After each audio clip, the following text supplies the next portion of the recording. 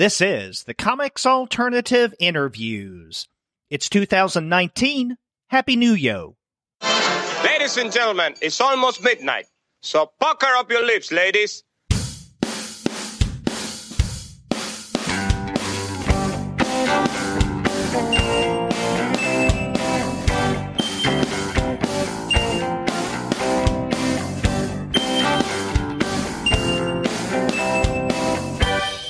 Happy New Yoe, and welcome to another episode of the Comics Alternative Interviews. I'm Derek.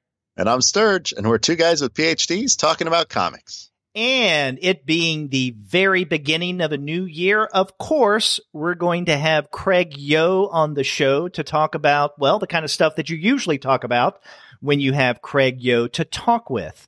But before we get to that conversation, we want to let all of you know that this episode of the Comics Alternative Interviews is brought to you by the great folks at Discount Comic Book Service. Go to their website, dcbservice.com, for all of your comics pre-ordering needs. There, you're going to find all DC, Marvel, Image, and Dark Horse titles at 40% off of the cover price if you pre-order. For all of the other publishers, you'll find that those discounts will be anywhere from 20 to 35% off of the cover price. And every single month, you're going to find some incredible specials. Sometimes those specials could be as much as 45% off the cover price. Sometimes 50% off cover, but occasionally you can find discounts that are even more impressive than that. That's right, Derek. And if you look right now, they are soliciting the first two volumes of Super Weird Heroes, two of the books that you and Craig talk about, for 35% off. Yeah, you know, if you're not familiar with the work of Craig and what he and Clizia do with their Yoe Books, then, well, first off, shame on you. You should by now, especially if you're a dedicated listener to the show. But it would be a great way to introduce yourself to Craig Yoe and Yoe Books. Get those two volumes of Super Weird Heroes, and we talk about those in the conversation. Definitely check out Discount Comic Book Service because they will take care of all of your comics pre-ordering needs, Yoe-related and otherwise.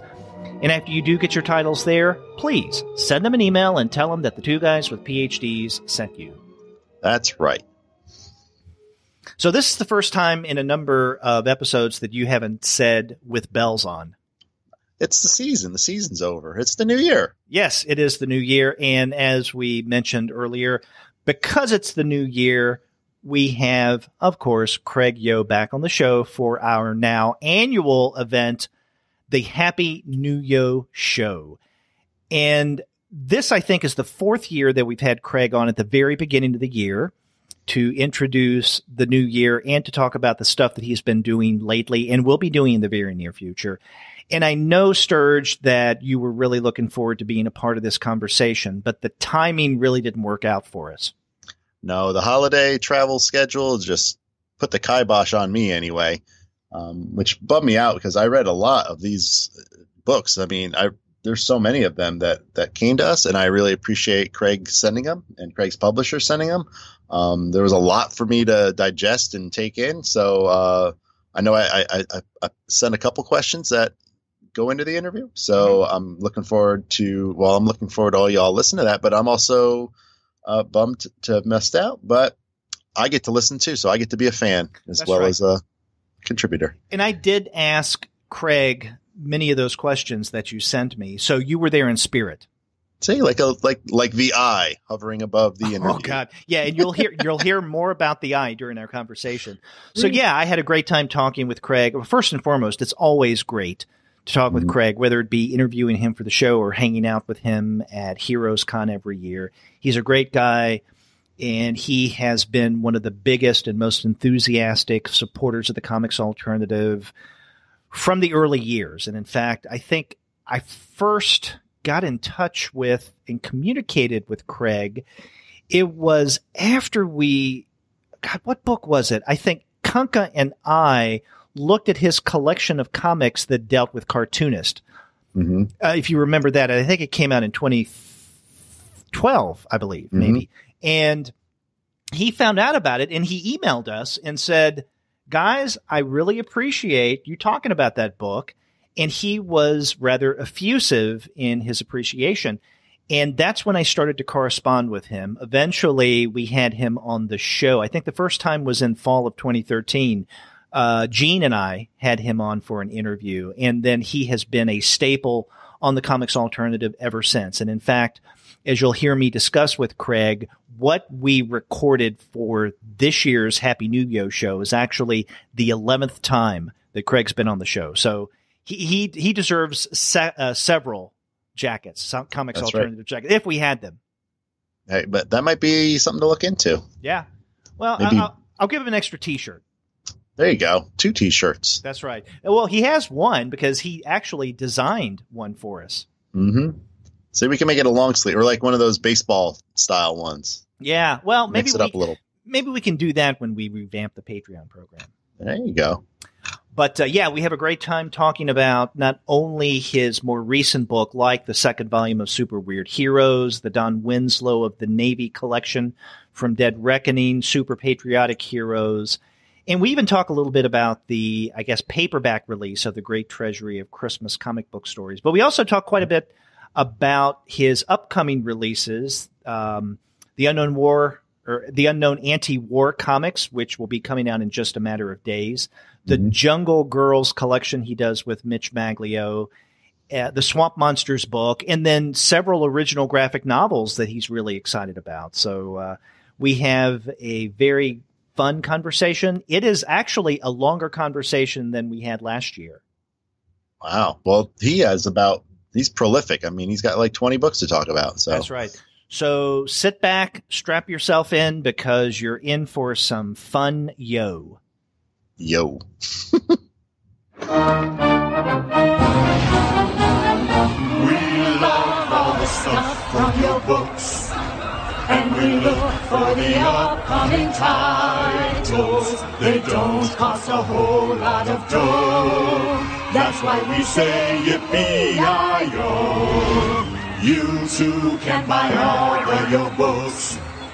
Be a fan, and there's one way to show. Once again, I am very happy to have back on the Comics Alternative Craig Yoe for what has now become our annual event, the Happy New Yoe show. So, Craig, Happy New Yoe. Hey! Oh, I wish I had some of those noisemakers and stuff. But imagine noisemakers. Yeah. And you know, and corks popping and all that good stuff. You know, this is a tradition that goes back to 2015. That was the first time that we did a first of the year interview with you. And I can't remember if it was that year or the following year that we began calling it the Happy New Yoe show, which is something you came up with. But in preparation for today's conversation, I went back. I mean, I knew that you were by far the most interviewed person on the Comics Alternative, but I couldn't remember how many times we've had you on for an interview. What we're recording now is going to be the 11th time you've been on the show. That's great. Now, hey, entirely our pleasure. We love having you on the show. And I should say, I've been saying, using the royal we, which I guess is appropriate given my name. But Sturgios, my co-host, is very, very sorry that he couldn't be a part of things. The timing just didn't work out for us. He's currently out of time, but he wanted me to tell you that he loves your work and he's sorry he can't be a part of the conversation. Oh, that's fine. I guess he's busy writing his resolutions for next year or something like that. Maybe so. Okay. He has a lot of changes to make, I guess. Yes. Okay. Well, we all do. But I went through and I counted the number of times, and there were 10 previous times that you were on the Comics Alternative. 2 of those were briefer interviews conducted at HeroesCon. So, and those were, I think, one in 2016 and another in 2015. Yay, HeroesCon. I hope to see you there this year. I'll be there. You'll be there, right? Yep, definitely. But yeah, we first had you on the show, if you want some statistics, back in November of 2013. And so that was your very first appearance on the show, where we talked about not only your recent work at that time, but just your books as a whole. And then the following year, in May, you were on the show to talk about your, at the time, new book, Alice in Comics Land, and then the first issues of Weird Love. Oh, okay. There you go. The Stirrings of Weird Love. Mm-hmm. Mm-hmm. And then in April of 2015, we were talking with you about Milt Gross's New York and also Weird Love again. It's always nice to talk about Weird Love. Yeah, you can't get enough of Weird Love.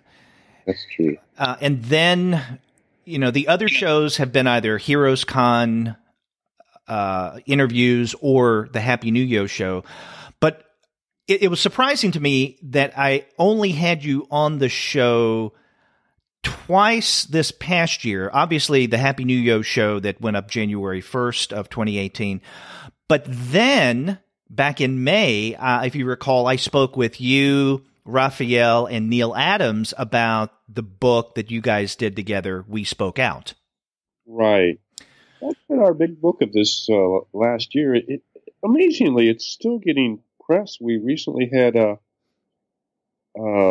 New York Times podcast and a review in the paper, and then the Huffington Post recently did a really nice feature on the book, and then the Washington Post. When Stan passed, we all realized that it was Stan's last printed original writings, his intro to We Spoke Out. So, so the Washington Post did a feature on it. So that book is, we're very gratified because we feel it's an important book and an exciting book, and timely book, being about the Holocaust and repression and immigration, and in its own way, a look back. But certainly these are topics that are on people's minds today. So we're glad that book is still getting in people's minds. Do you think that was the biggest success story of Yoe Books in 2018? Yeah, well, I think so. Being in the New York Times and the Washington Post and Huffington Post and the Jewish Forward and the Comics Alternative, don't forget that. The comic. Well, I was just about to say, last but not least, the Comics Alternative. So, yeah, it's definitely been a big book. More. How do you measure a big book? There's some books that are. Our book about Luke Cameron, I think it's one of our best books ever. I imagine it hasn't got the publicity or the sales compared to the Holocaust that We Spoke Out book, but to me, it's also near and dear to my heart because he was such an unsung genius, and maybe we didn't get to sing a whole opera, but we got to sing a little 45 record to his glory, and so I'm glad after many years of being a fan of his work and wishing his work was available to the public again. We're very proud of that book coming out. He was a master. He was. We compare him in the book to Jim Steranko because he was so innovative, and a lot of his stories were horror stories. So we also compare him to, say, Ghastly Graham Ingalls, the horror artist. He wasn't as gruesome necessarily, but he was doing horror stories, but more in the. I guess the one horror story that Steranko did in that Tower of Shadows book. Everybody loves that story. And so that's probably the closest he is to Steranko, and that Steranko was using very innovative storytelling techniques and ways to present the layout and everything. And Luke Cameron was doing that kind of stuff in the 50s, so a real pioneer, a real innovator, and a great writer. He eventually left comics to write scores and scores of paperbacks, popular paperbacks. So he was both a terrific artist and a terrific writer, and I always like the guys that do experimental work. So Lou, for the whatever reasons, comic book guys take more time and do experimental things and really break things down. Like Kriegstein, the Master Race story that was printed in the We Spoke Out comic books in Holocaust, and then a whole book of Lou Cameron, and then just guys like Stranko and Toth. I love those guys, that really push the limits of the form. So Lou Cameron finally got a little due. We should mention also that a few months ago, Sturge and I talked with you about coming on the show even before this one, the 2019 Happy New Yoe episode, because we wanted to talk to you about not only the Lou Cameron book, but also other texts that were coming out in the fall that we'll talk about today, like Super Patriotic Heroes, Super Weird Heroes 2, and then the Don Winslow collection that you had with Dead Reckoning. But we had various complications in terms of timing, and I know because of my father's passing, we weren't able to have you on then. So I really did want to make sure that we got in the Happy New Yoe show in time for this. Will go up on January 1st. Perfect timing. So this is great. Do a little catch up, and we can talk about things that are coming up too. Yeah, I look forward to this every year.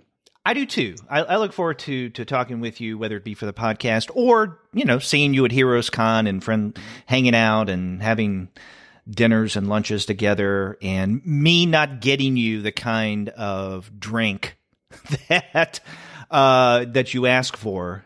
Remember at HeroesCon this past year, I got you something that was seltzery and carbonated, and you couldn't drink it. I had forgiven and forgotten, but now that you bring it up again, this is a real sore point. Yeah, and Tom was actually castigating you for not accepting it. Good old Tom. Yeah, he's got. You should. Have you ever had him on the show? He's a terrific guy and a terrific interview, and he's got a sensational. I was just talking to him yesterday. He's got a sensational new Hogan's Alley coming up. Yeah, and we're talking about, for our listeners who may not be aware, Tom Heinjens. Is that how you pronounce? I've always wondered exactly how much I'm screwing up his last name. It's good to me, but maybe I'm mad enough at you about how you screwed up my drink. I'll let him work it out how you might be screwing up his name. Yeah. But no, Tom's a great guy, and one of the things that was a real standout at this past year's HeroesCon is that you and Tom had tables together, and then you allowed me to hang out at your table. And that was a cool place to hang out because there was a lot going on, and it was a nice place to rest, and you would let me store some of my booty there so I didn't have to carry it around. Speaking of booty, he's got a lot of material on Booty Rogers in this next issue, and I'm a big Booty Rogers fan. He was a close friend of mine, almost like a relative. He and I would call each other on Christmas and New Year's and exchange 3 or 4 letters a week or something. So we were very close. But he found a treasure trove of not seen since the 40s and 50s, I think, Booty Rogers material that he's going to be printing. So I'm quite excited about that.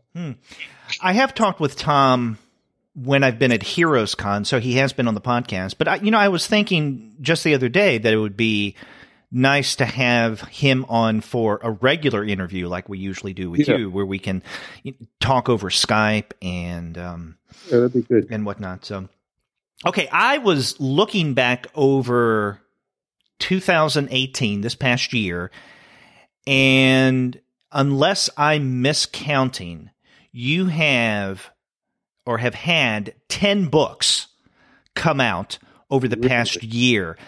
It's interesting because I feel like we've been so unproductive. Oh, God. Okay, so in February, Yoe Books put out Dave Calver's Limbo Lounge. And if you remember, I even had Dave on the show to talk about that. And I think wasn't that your first book of like original graphic novels that you said you were going to... Glorious start. Yes, it was. It's our, we've been focusing on geniuses and masters of the past, but always had this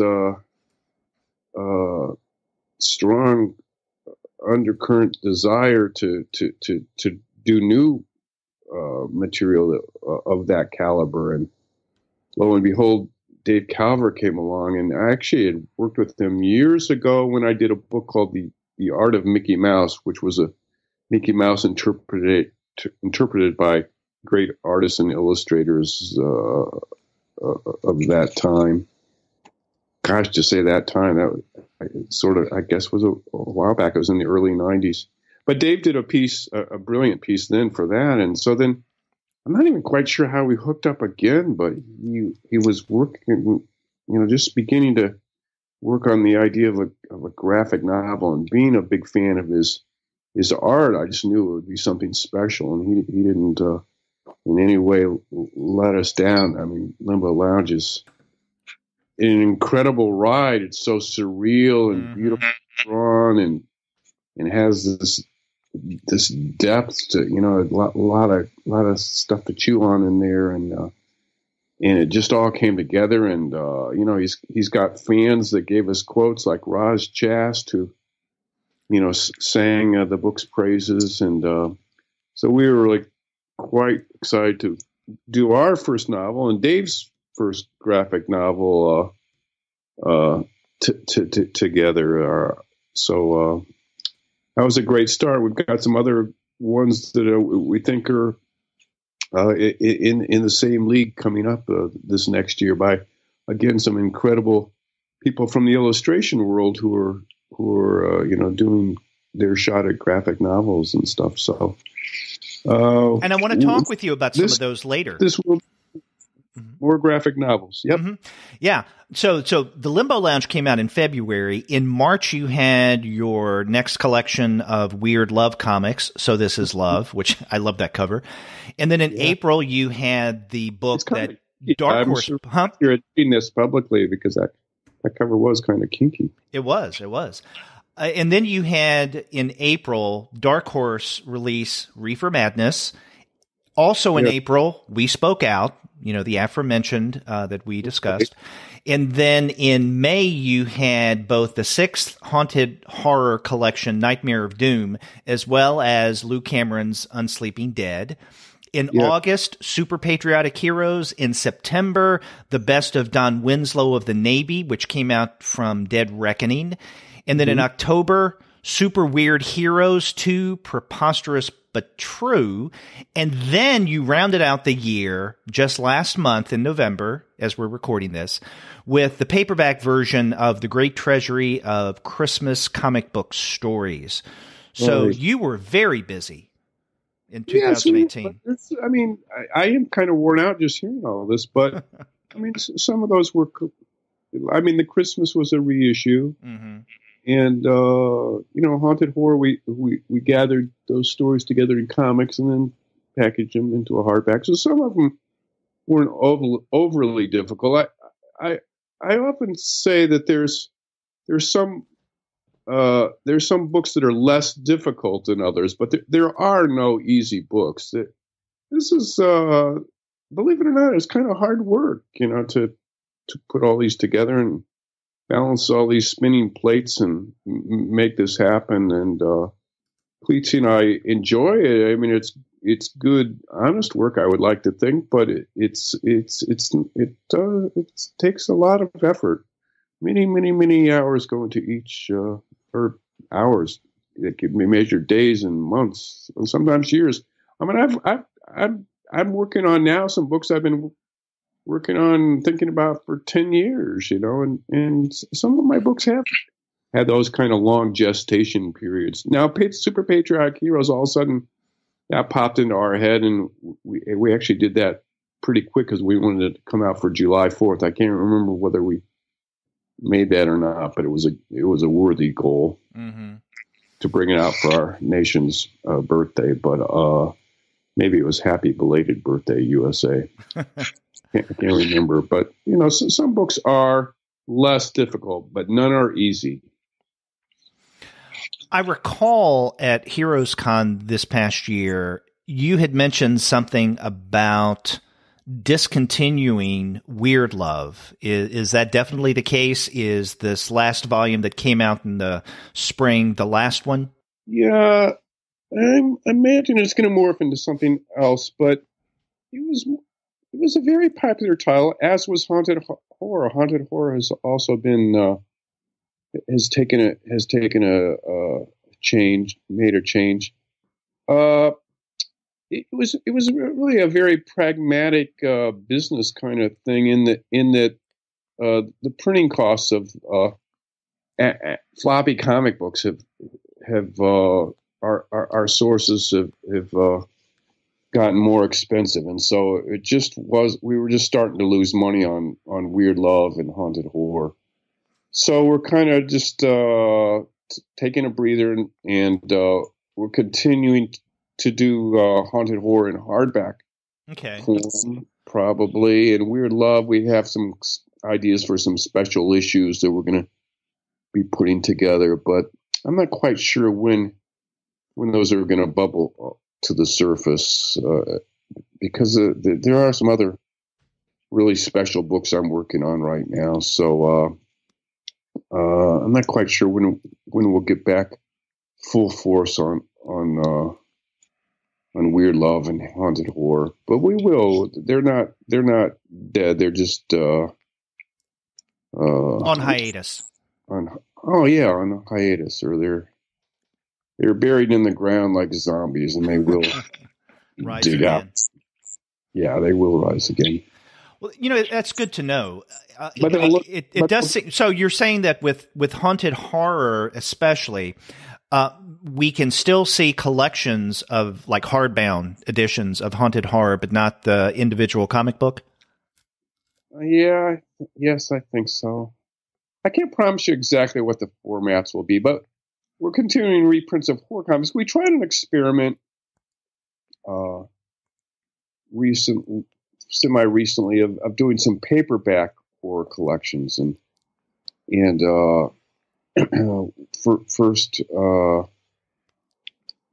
what did we do first? We did mummies, and now we're just putting the finishing touches on one called Swamp Monsters, and it turned out that the paperback format was very popular with people because it's a little. Our books are, I think, reasonably priced anyway, but these were even more affordable and more, maybe got more impulse purchases, and so the Mummies book sold really well. So now we're doing Swamp Monsters, and it's actually going to be a very special issue because I sort of came into my mind, and I talked with my good friend and co-conspirator Steve Baines about it, and he really took charge, and he took the lead and dug into his vaults and came up with a incredible number of stories from that. We lead off with one called Swamp Monster by Basil Wolverton. It's just incredible.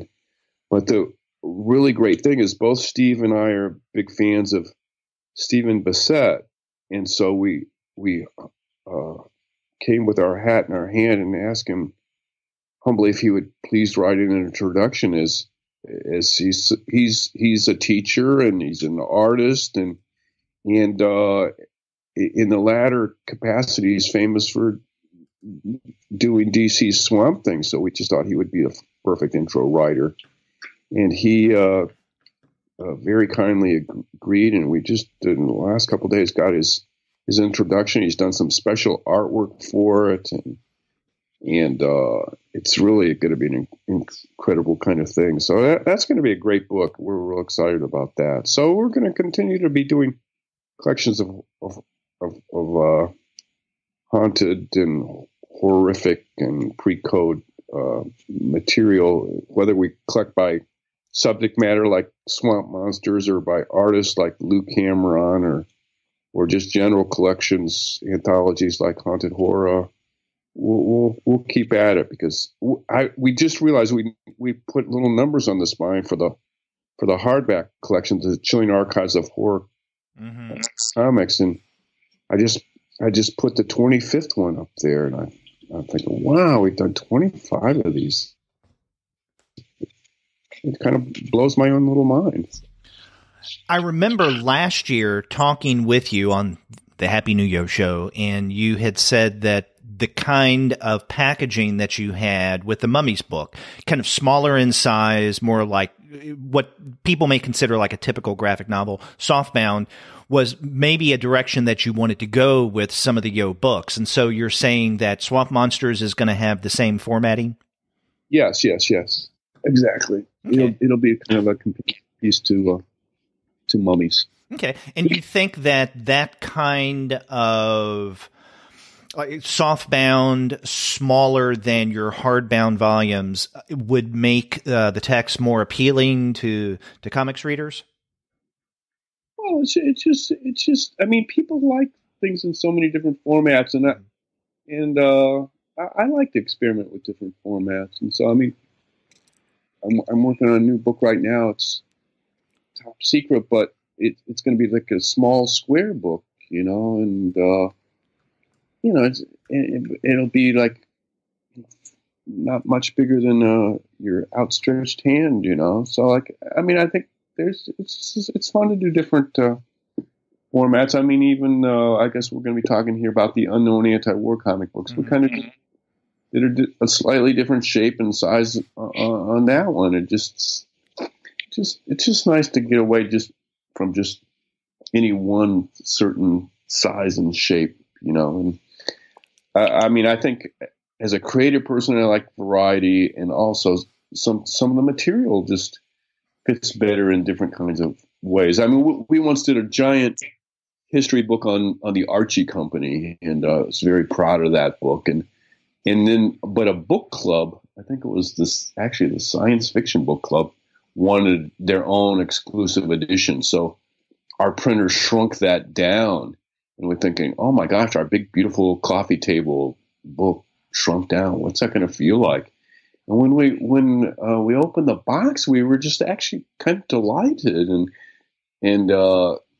Clizia took that book to bed that night, and she usually likes to move on and doesn't look at her old books, but she just enjoyed reading through that book. It was just so kind of friendly and intimate, and just lightweight, and so it was all this big information and visuals, but kind of packed into a more friendly size and stuff, So I don't know. It's fun to see different sizes, widths, thick books and thin books. I mean, one of my favorite books we did was a book compiled all Ditko shorts, Steve Ditko shorts, the one who rest in peace. We lost him this year. But it was all his 1, 2, and 3 pagers, and it's probably one of our thinnest books. But again, we kind of gave some special texture to the cover and everything, and that book being smaller and thinner and texturized. I mean, it just has such a nice feeling.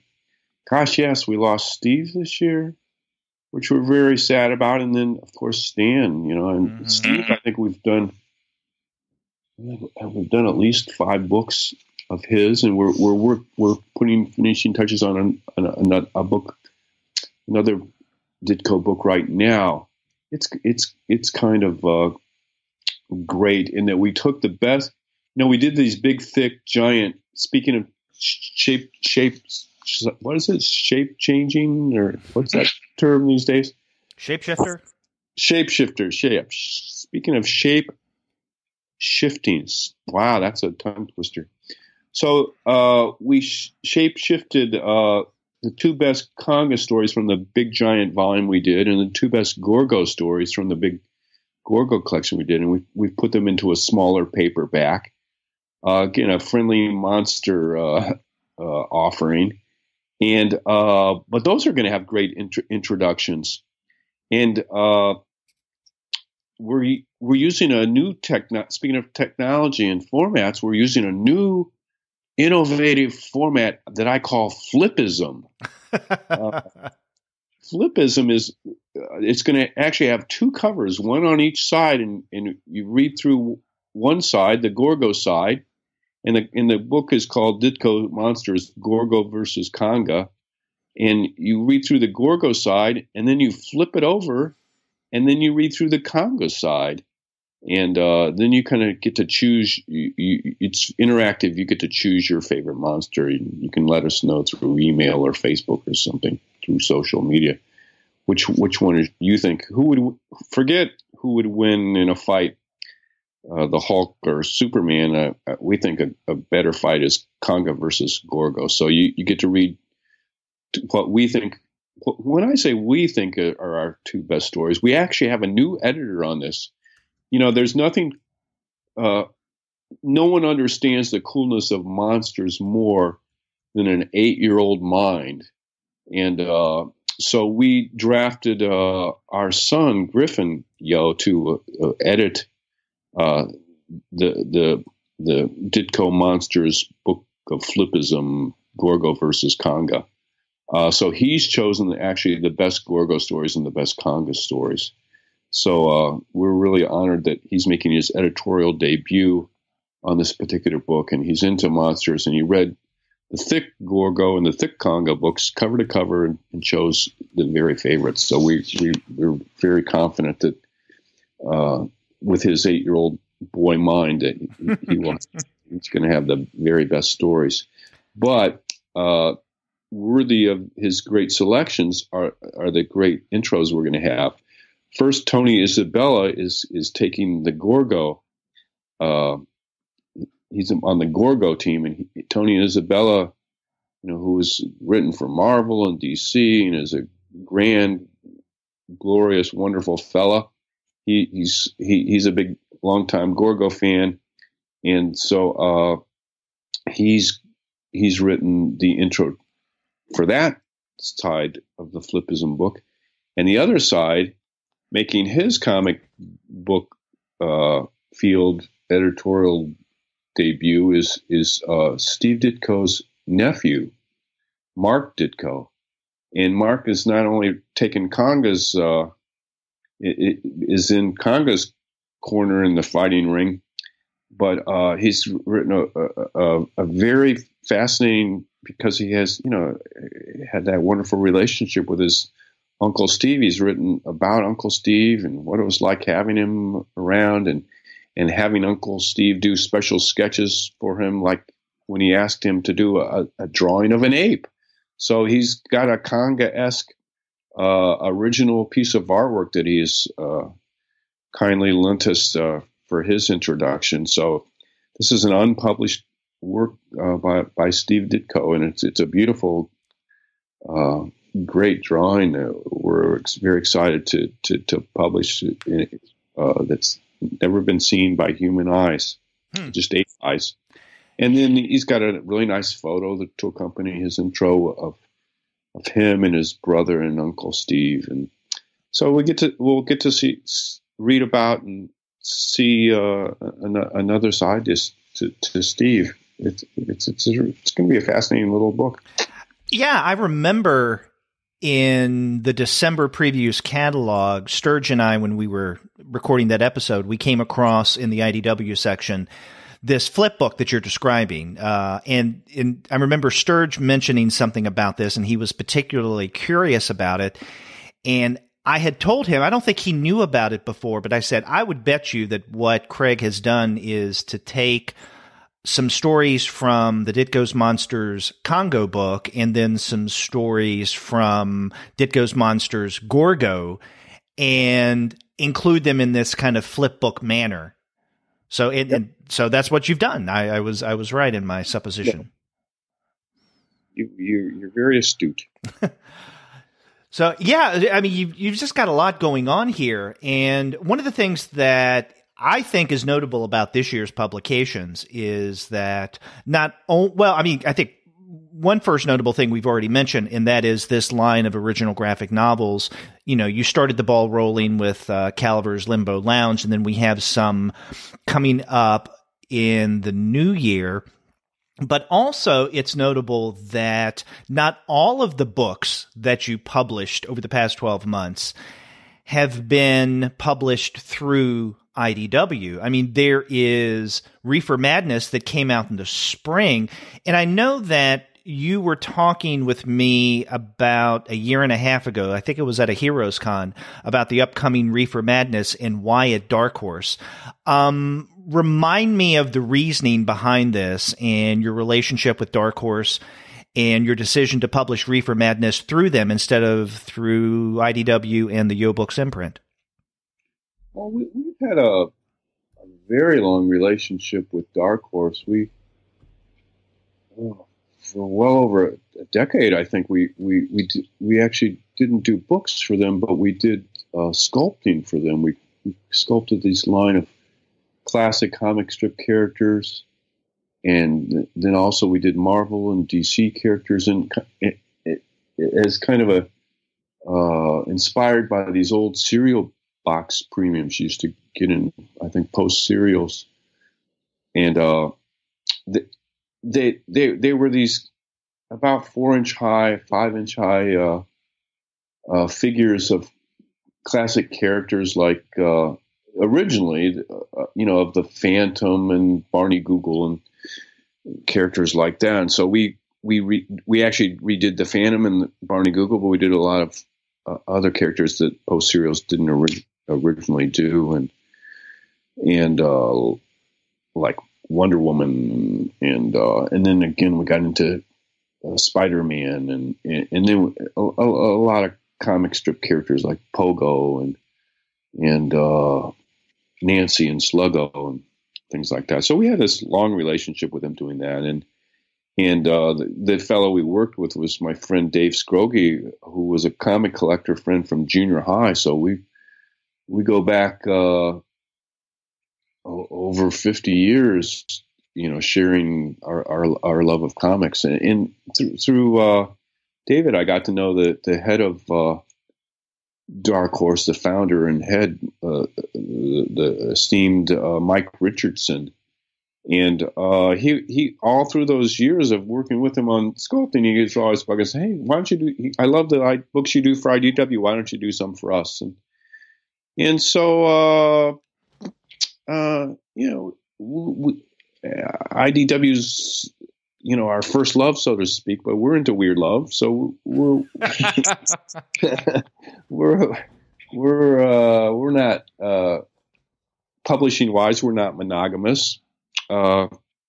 So we did this Reefer Madness. We wanted to give Mike a good book. We didn't want to just do him some book that we didn't think was really terrific. So we did Reefer Madness with him, and it's proved to be a big hit this last year, and still getting a lot of publicity. That I just picked up the new issue of High Times, and they have like eight pages devoted to it, and it's cover emblazoned on the cover about it, and the editor of the magazine writes an editorial about the Reefer Madness comics, and so they really loved it. And in fact, I just got contacted by a regional marijuana newspaper. Obviously, marijuana is a big thing right now, and so our book had good timing to warn people about Satan's lettuce. And people are just really loving all the comics by Jack Kirby and Frank Frazetta and all these guys that were doing these anti-pot screeds, So it worked out good with Dark Horse. We're talking about another book, but and we do books for Cider Mill Press, our little penis book, which is like a little handheld puppet book featuring this character I came up with, Little Penis. That a new book just came out a few weeks ago, Little Penis Santa Claus, which was a great, the perfect stocking stuffer, really. I mean, everybody. Also, we can add that to your list of 2018 releases. That flew under my radar. Yes. No, Little Penis Santa Claus came out just a few weeks ago. So yes, there's another book. So that's 11 we did, huh? Yeah, at least. Wow. And there may be others that I didn't see.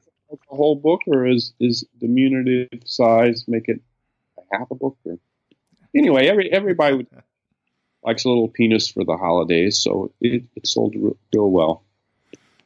Yeah, I was just looking through Reefer Madness, and there's one story in there that features Doll Man, which is a character in this second volume of Super Weird Heroes. And so there you go, two passions coming together. Yes. No, Doll Man, I mean, he fits nicely in both places. I mean, he was battling these dope peddlers, and so he fit really well in Reefer Madness. And then certainly he's great for Super Weird Heroes. I mean, he's as weird as they come.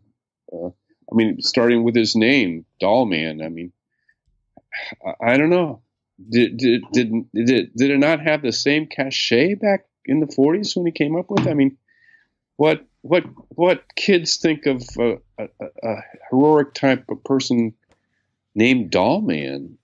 You know, I mean, he was, you know, in the vein of Adam and you know, these characters that shrink down, and Ant-Man that becomes small. But to name him Doll Man, it's amazing. He lasted as many years, and in fact ran in two different titles by quality, and had great artists working on him, Eisner and Crandall and Reed Crandall and all those people. So, but I can't get past the idea that he's named Doll Man, and he wears these little cute blue shorts and little red booties, and you know, and his cape flapping behind him.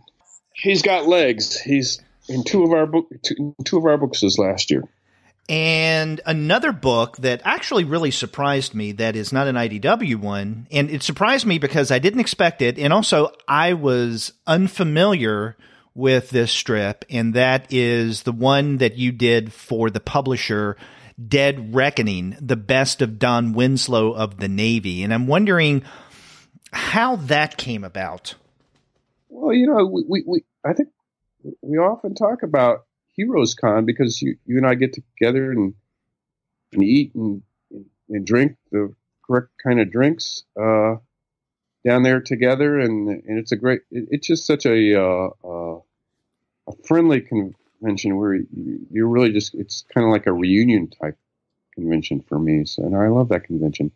Sheldon and crew do such a tremendous job, and it attracts people where, you know, you can have more sit down type conversations and run into people and shoot the shit and stuff like that. And a few years ago, Gary, the founding editor of their comics line of Dead Reckoning, Gary Thompson, came up to me and said, "Hey, at HeroesCon, he said, hey, you know, would you be interested in putting together a Don Winslow collection for this new imprint we're starting at Naval Institute Press?" And I said, "Sure, that sounds really interesting."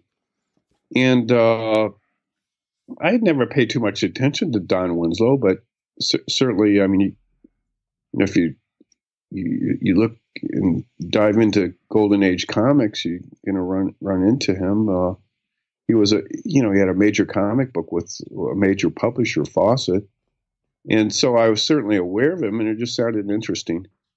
And also, I dedicated the book to my father, who was in the Navy, and that always just kind of intrigued me as a kid, that he was in the Navy. And I remember him giving me his sailor hat. And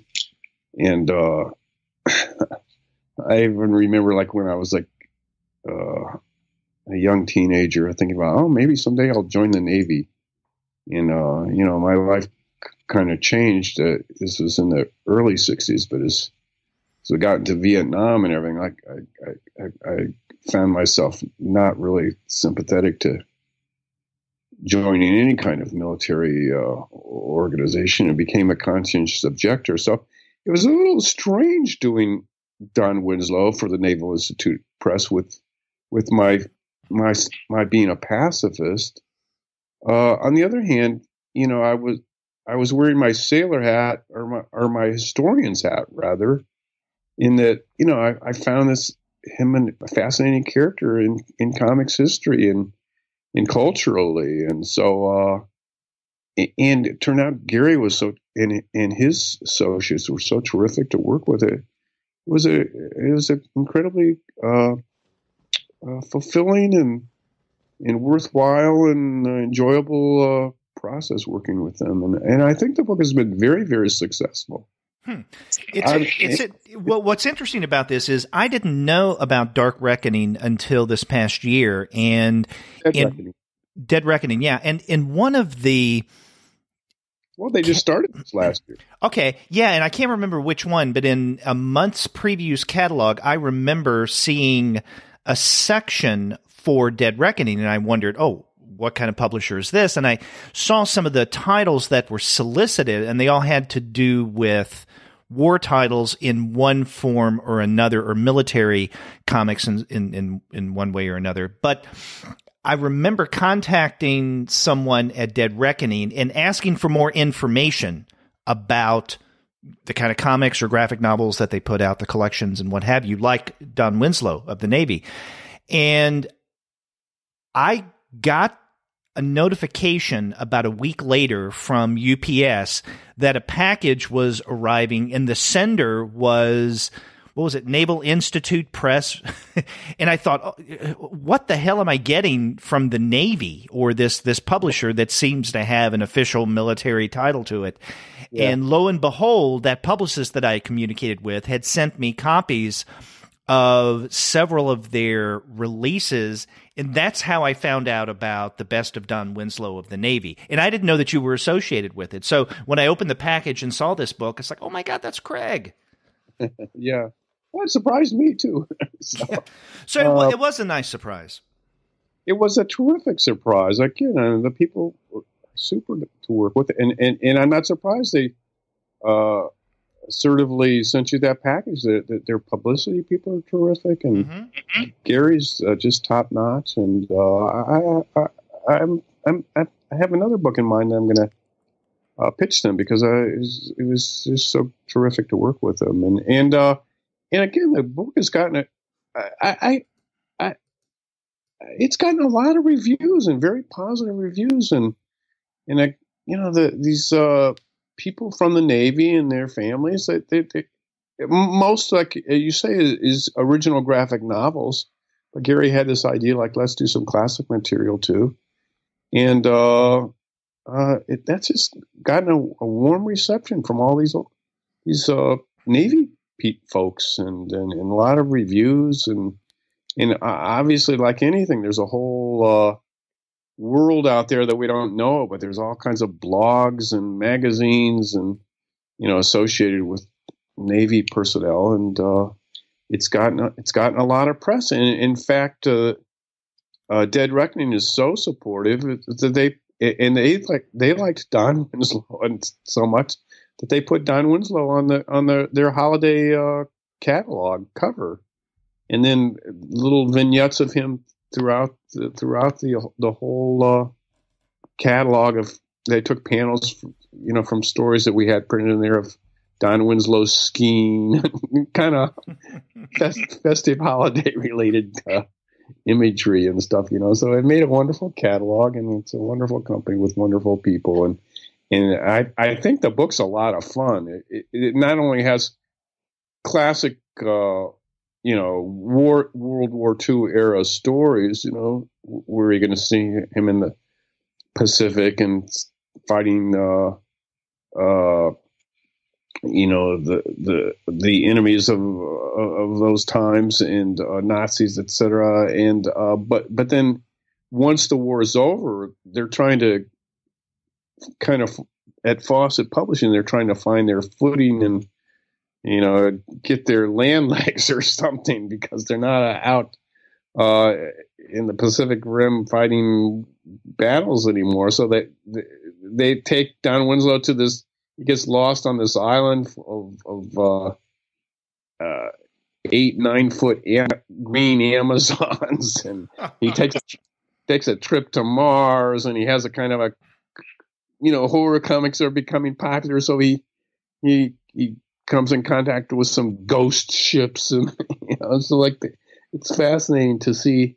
It's kind of an interesting glimpse of the comics industry and how they were trying to figure out what they're going to do after they lost their greatest villain for their superheroes to fight. They lost Adolf Hitler, and that's now what are they going to be up to? So it was a fascinating time for comics, and at the time when they were discovering crime and horror and romance and doing very, very little with superheroes. Superheroes were almost just nothing in the comic world. Can you imagine that today? With when you tell somebody you're into comics, they just think you're into superhero movies or something. But it was a different time back then when superheroes couldn't get the time of day. But so they were trying all kinds of other genres, including fighting 8-foot tall green Amazon stories. On the topic of superheroes, maybe that's a really interesting segue or an appropriate segue into what I really want to talk with you about in terms of 2018 releases. I know that you had mentioned that some of the highlights of the past year, obviously there's the We Spoke Out book and all of the traction that's gotten, and then your own particular love for the Lou Cameron Unsleeping Dead collection. For me, one of the things I was really looking forward to this year is your second volume of Super Weird Heroes. And this collection is subtitled Preposterous But True. This came out in October.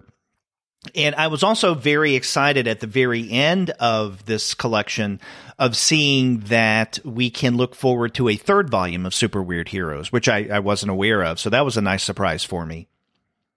Yeah, we've done nearly 100 books, and in our first 95 of those we totally stayed away from superheroes. We were kind of like the comic industry of the 50s. We didn't have anything to do with guys in capes and cowls, and I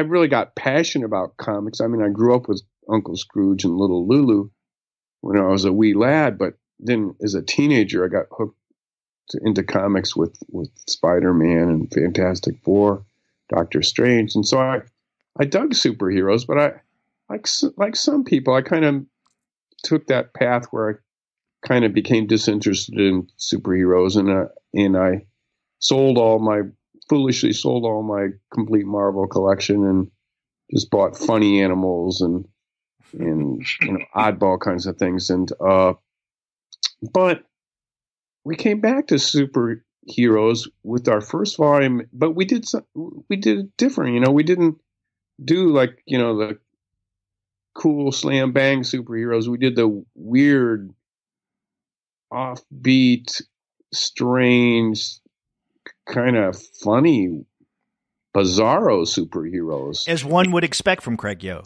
Yeah, we wanted to do our own take on it, and I like weird stuff. We named Weird Love because I like weird stuff, and I like to do weird offbeat comics, and so when we finally did do our superheroes, that's what we concentrated on: this strange people that in full color stories, and to great success. People love the first Super Weird Heroes book, and in fact, when we were putting it together, it was becoming so thick and unwieldy to talk about non-friendly formats. You'd have to have a small crane to take it to bed with you. We decided to divide it into 2 books.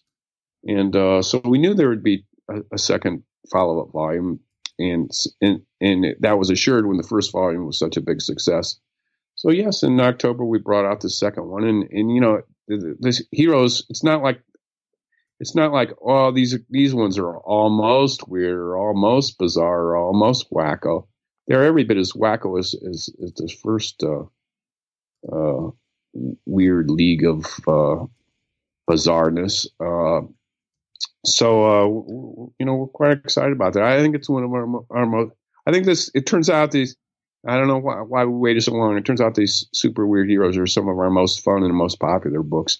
I guess not surprising because people are into superheroes these days, and they look to Yoe for something different. So, they've been very, very popular. And I'm not sure quite when we'll get to volume 3, but we definitely have enough material in the files here to put 3, maybe even 4 volumes. I don't know, but Wow. for sure, we have enough for another 3 strong, a third strong volume of things that will make you LOL. Now, and OMG. Yeah. Now, as I mentioned, unfortunately, Sturge couldn't be here for the interview, but he did send me a series of questions that he wanted me to ask you. And I'll ask these every now and again throughout our discussion. One he has in particular for the second volume of Super Weird Heroes, he writes, if you, Craig, had to pick one weirdest hero, who would it be?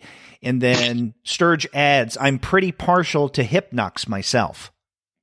I gotta say, when I first discovered Hypnox, he blew my little mind. I mean, he's a really strange guy. I mean, he kind of has this hairnet for a helmet and this weird eyeball on his chest, which we like eyeballs. And then he's got this kind of vagina-shaped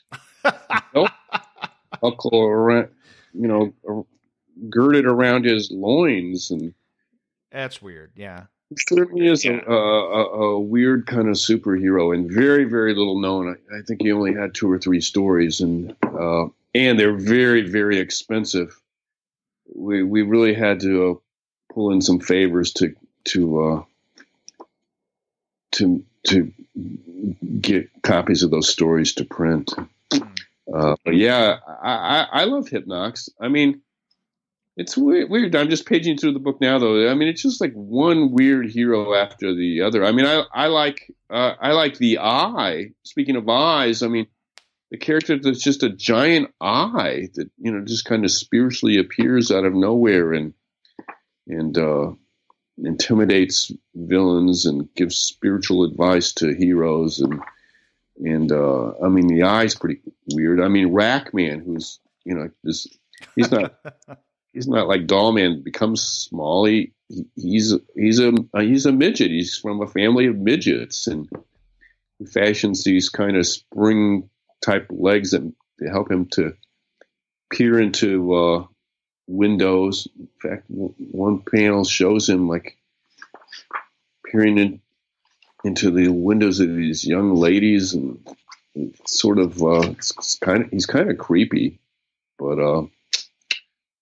so all these weird heroes, just Spider, the original Spider Woman, who actually looks more like a spider than a woman half the time, and all these just weird characters. I just love them. Torpedo Man, who has a little torpedo tattooed on his chest. It's like, or it's actually a torpedo birthmark. I mean, the guy was destined to be a weird superhero. That's for sure. I'm with Sturge when he says that Hypnox has to be one of the strangest of this collection. I don't know. For me, hands down, the strangest hero is the aforementioned The Eye. As you describe it, the eye is, quote, the physical embodiment of man's inner conscience, unquote. So, I mean, this disembodied, floating, glowing eye that just kind of appears and then gives judgment in one form or another to various victims. It's just strange. And I love it. Well, interestingly enough, I mean, it seems like as they were trying to think up something new and different for the Golden Age comic books, they also had the Hand, which we featured in Super Weird Heroes books. And, he was just a giant hand, so you have a giant hand, you have a giant eye, and then that's maybe one of the reasons that I was inspired to do a little penis for my maybe books. That's it. Yeah. So, and these have been popular. I mean, the Little Penis book, the Santa Claus one was our third book in the series, and my publisher just contacted me. He's ready for a fourth book that we're working on, that I think is going to be very popular. So, I think taking body parts and making them protagonists. I mean, I think that's a thing. So was there ever a hero called the Appendix who was kind of useless? No, I don't know. But that's something maybe we could work on. Yeah. An original. I don't know. And also sticking with the eye, are you familiar with the work of John Morris? Over the past several years, he's come out with a series of books about very similar characters. Oh, definitely. Yeah. No, great minds think alike. We focused, Yoe Book style. We have all these stories of these heroes. He kind of did, little bios, not stories, but little bios about a lot of these weird characters. And I love his books. I think he did a tremendous job. They're a lot of fun. Well written. Yeah. We've had John on the show. Every time he's released one of his books, there was first the League of Regrettable Superheroes, then the Legion of Regrettable Supervillains, and then just this year we had him on, I think back in December, for his latest book, The League of Regrettable Sidekicks. Oh, I haven't got that one. That sounds fun. It is. It's really good. And of course, it's the logical follow-up to the other two. And it deals not only with sidekicks, but also with henchmen. Right, so the villains and the heroes are kind of combined together in one volume. But I mentioned that because, and I've said this to John a couple of times as well, that your work with the Super Weird Heroes series and then his League books or Legion books of regrettable this or that, I think are very complementary because he gives bios the various characters, which you do too in the Super Weird Heroes books. He only excerpts some of the art. You give complete stories. So I think both of them together show the weird and wacky side of superhero comics. No, and I think we probably help each other's sales because you go to online retailers. Like, if you like John Morris's book, you'll like these Craig Yoe books, and vice versa. Yeah. So I think. I've never had the pleasure of meeting him, but I think we probably help each other's sales, and I think he's done a terrific job. Mm-hmm. And he featured the eye in his first book, in fact. Speaking of Super Weird Heroes, did you notice we got to write the intro for this new volume? I was going to ask how that came about. You got Gene Simmons to do it. Yeah, interestingly enough, it's Superheroes, the first book of Super Weird Heroes. To publicize it, I asked my friend Rebecca Severin, my good friend and immensely talented friend, I might add. She does costuming and designs and construction, sews costumes for the stars, including like Julie Newmar. She's done lots of costumes for her, and all kinds of rock stars, including Gene Simmons. She's done a lot of work for Kiss and on their costumes, and she goes on tours with them to make sure all the costumes are functioning and working properly, and all. And also, she's the when everybody needs some kind of cool, wild, crazy, awesome costume, she's the go-to gal for Hollywood and Las Vegas and all these interesting people come to her for these costumes. So she's been a big fan of Weird Love and the Archie collections that we did, and so we got to know each other. So when the first Super Weird Hero book came out, I said, "Hey, would you design some costumes for me?" So I appeared at a number of conventions, including HeroesCon in Chicago, and here and there. In San Diego, I appeared in these costumes Rebecca made, where I would do like 20, 25 costume changes as I presented all the different super weird heroes, and with these incredible costumes she made. So it was a barrel of fun.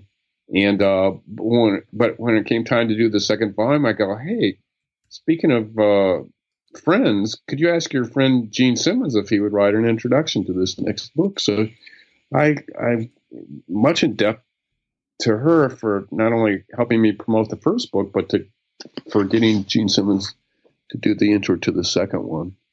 And as he talks about, and we talk about a little bit too, is he's been a longtime comics fan. I mean, he originally started off as a kid wanting to be in the comic book industry, and he wrote a tremendous lot of articles and did lots of artwork for early comics fanzines. And he was he knew that was going to be his life work, something to do with comics. And then all of a sudden one night, his comic book reading was interrupted when all of a sudden the Beatles appeared on Ed Sullivan. And as he talks about in the introduction, he saw these cute young girls screaming their adoration for John, Paul, George, and Ringo. And all of a sudden he had a change of heart and decided he wanted to become a rock star.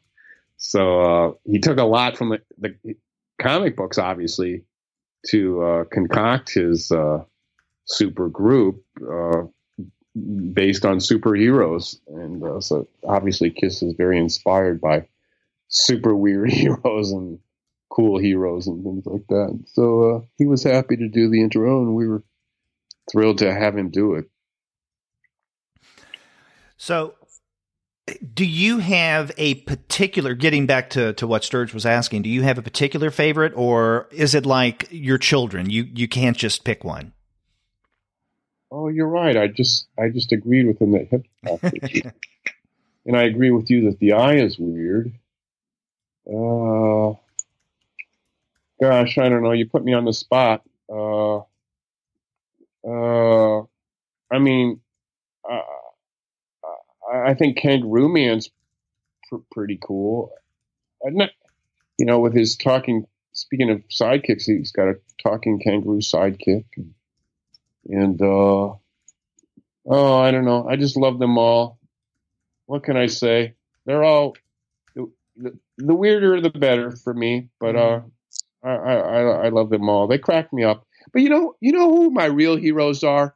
If you read through these books, think about it for a second. My real heroes are the cartoonists. And that's one of the things this special I think about our books is I don't care what character we're presenting, whether it's Felix the cat or Fan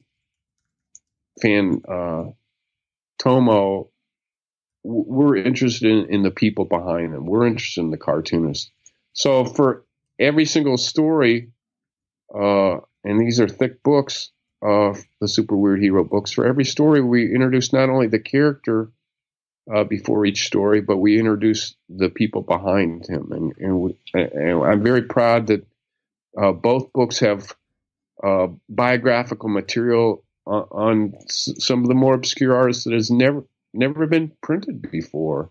And we tracked down photos or self-caricatures of these primarily gentlemen, but there's a few ladies too that contribute to the Super Weird Heroes. I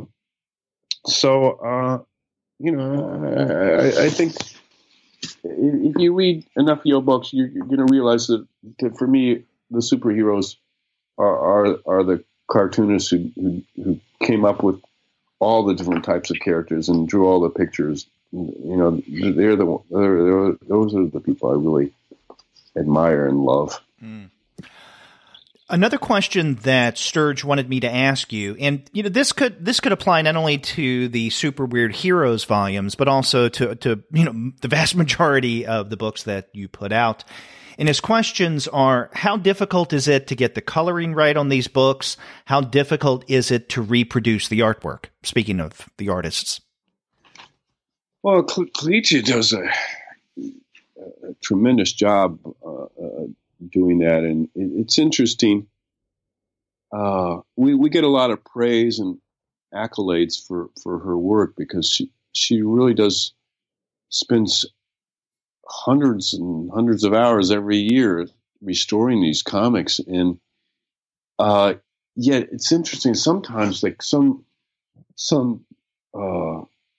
ignorant, and ignorant just means you don't know something. It doesn't mean you're necessarily bad, but some ignorant reviewers say like, oh, they don't do any restoration work because they just look like old comics. But au contraire, because Clizia spends a lot of time making sure the comics are clear and colorful, like as if you would have just bought a new comic, off the newsstands or in the candy store in 1940s or 50s. And she wants them to look like they're brand new from that era, but but they're easily read too, because sometimes the printing is so sloppy you can't read the words, or the words are obliterated, or the colors are so dark, or the printing press shifts so that one color goes into another, and you can't even tell what's going on in a panel. And she'll sometimes spend a whole day just correcting one panel. But then after it's all said and done, it still looks like an old panel, because we want people to have that experience of reading an original comic book, not like a sanitized for your protection comic book where they blow out all the color and put, such bright colors on shiny paper that it doesn't replicate, the original experience that a kid had when he first or she first read that comic book story. So a lot of work goes into this restoration stuff, and I'm glad Clizia does get a lot of praise and recognition for that. But you can imagine these thick books like Super Weird Heroes, the amount of time that it takes to do that. And I meant, gosh, it's sort of on a related subject. Not only am I grateful for Clizia, obviously, as my partner and the mother of my children and the mother of my books and her books, but I'm grateful for all the people who lend us rare artwork and photographs of the cartoonists and scanned stories from these fragile comic books so that all these books can happen. I've got a lot of great friends that, I talk about me and Clizia putting these books together, but there's a whole network and whole team that stand with us to copy edit these and help us and publicize them and through social media and our publishers that are behind us, primarily IDW and also Dark Horse and Dead Reckoning and Cider Mill Press. I mean, it's a whole. It all comes back to me and Clizia working at home in our underwear, but there's a whole army of people out there in spick and span uniforms fighting the battles for keeping this classic material in print and stuff. So I'm just grateful for everybody. Gosh, I guess that New Year brings out the cinema mentality. So sorry if I'm getting a little misty-eyed here. Well, I know that one of the things that you do, Craig, is that you do rely on the good nature of collectors and even dealers in terms of lending you copies of older comics that otherwise you wouldn't have access to. I remember not this past HeroesCon, but the one, I guess, in 2017. It was like right after the event closed down and you were packing up, and I was walking with you. This is right before we went out to dinner. And you were talking with a dealer about loaning you this really large collection of comics. And I think if I remember correctly, one of the things that all the comics had in common is that there were... Wait. Don't say what kind of comics are. That's a secret project. Oh, I won't say anything more.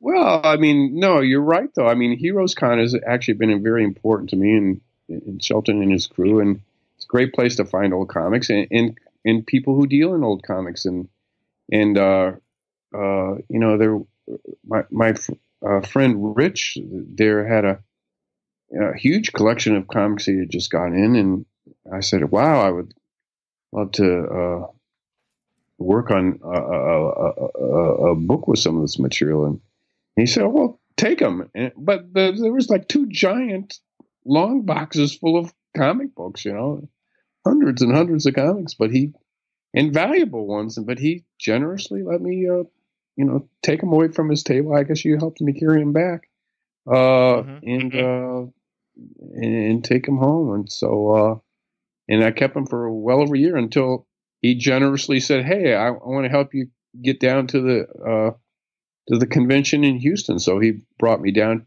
there to the convention down there, which was another great con.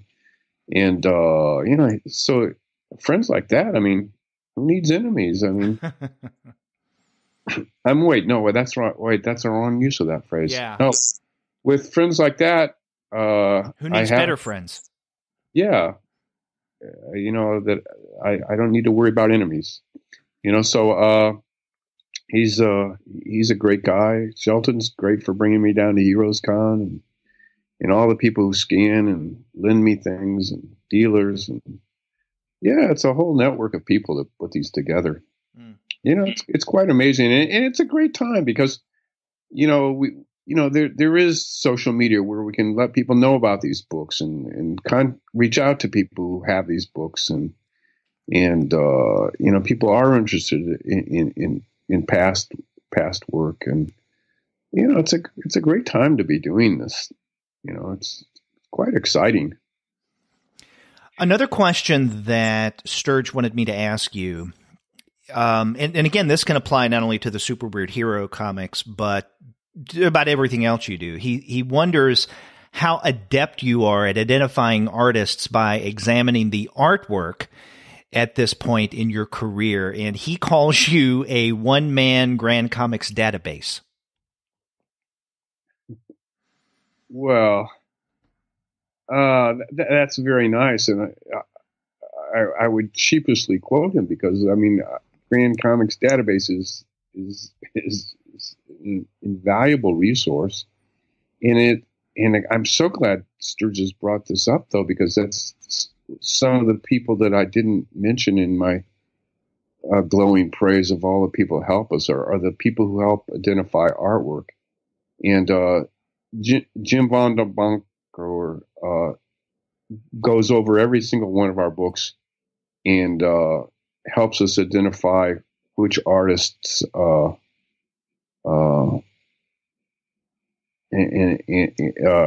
do each story. And then he's trained a guy, wonderful fellow named Tillman Korth, who also helps us. We send, for the books about to go to press, we send both of those guys. And I've made my I've done my research going to Grand Comics database, who these guys have contributed a lot of information to already.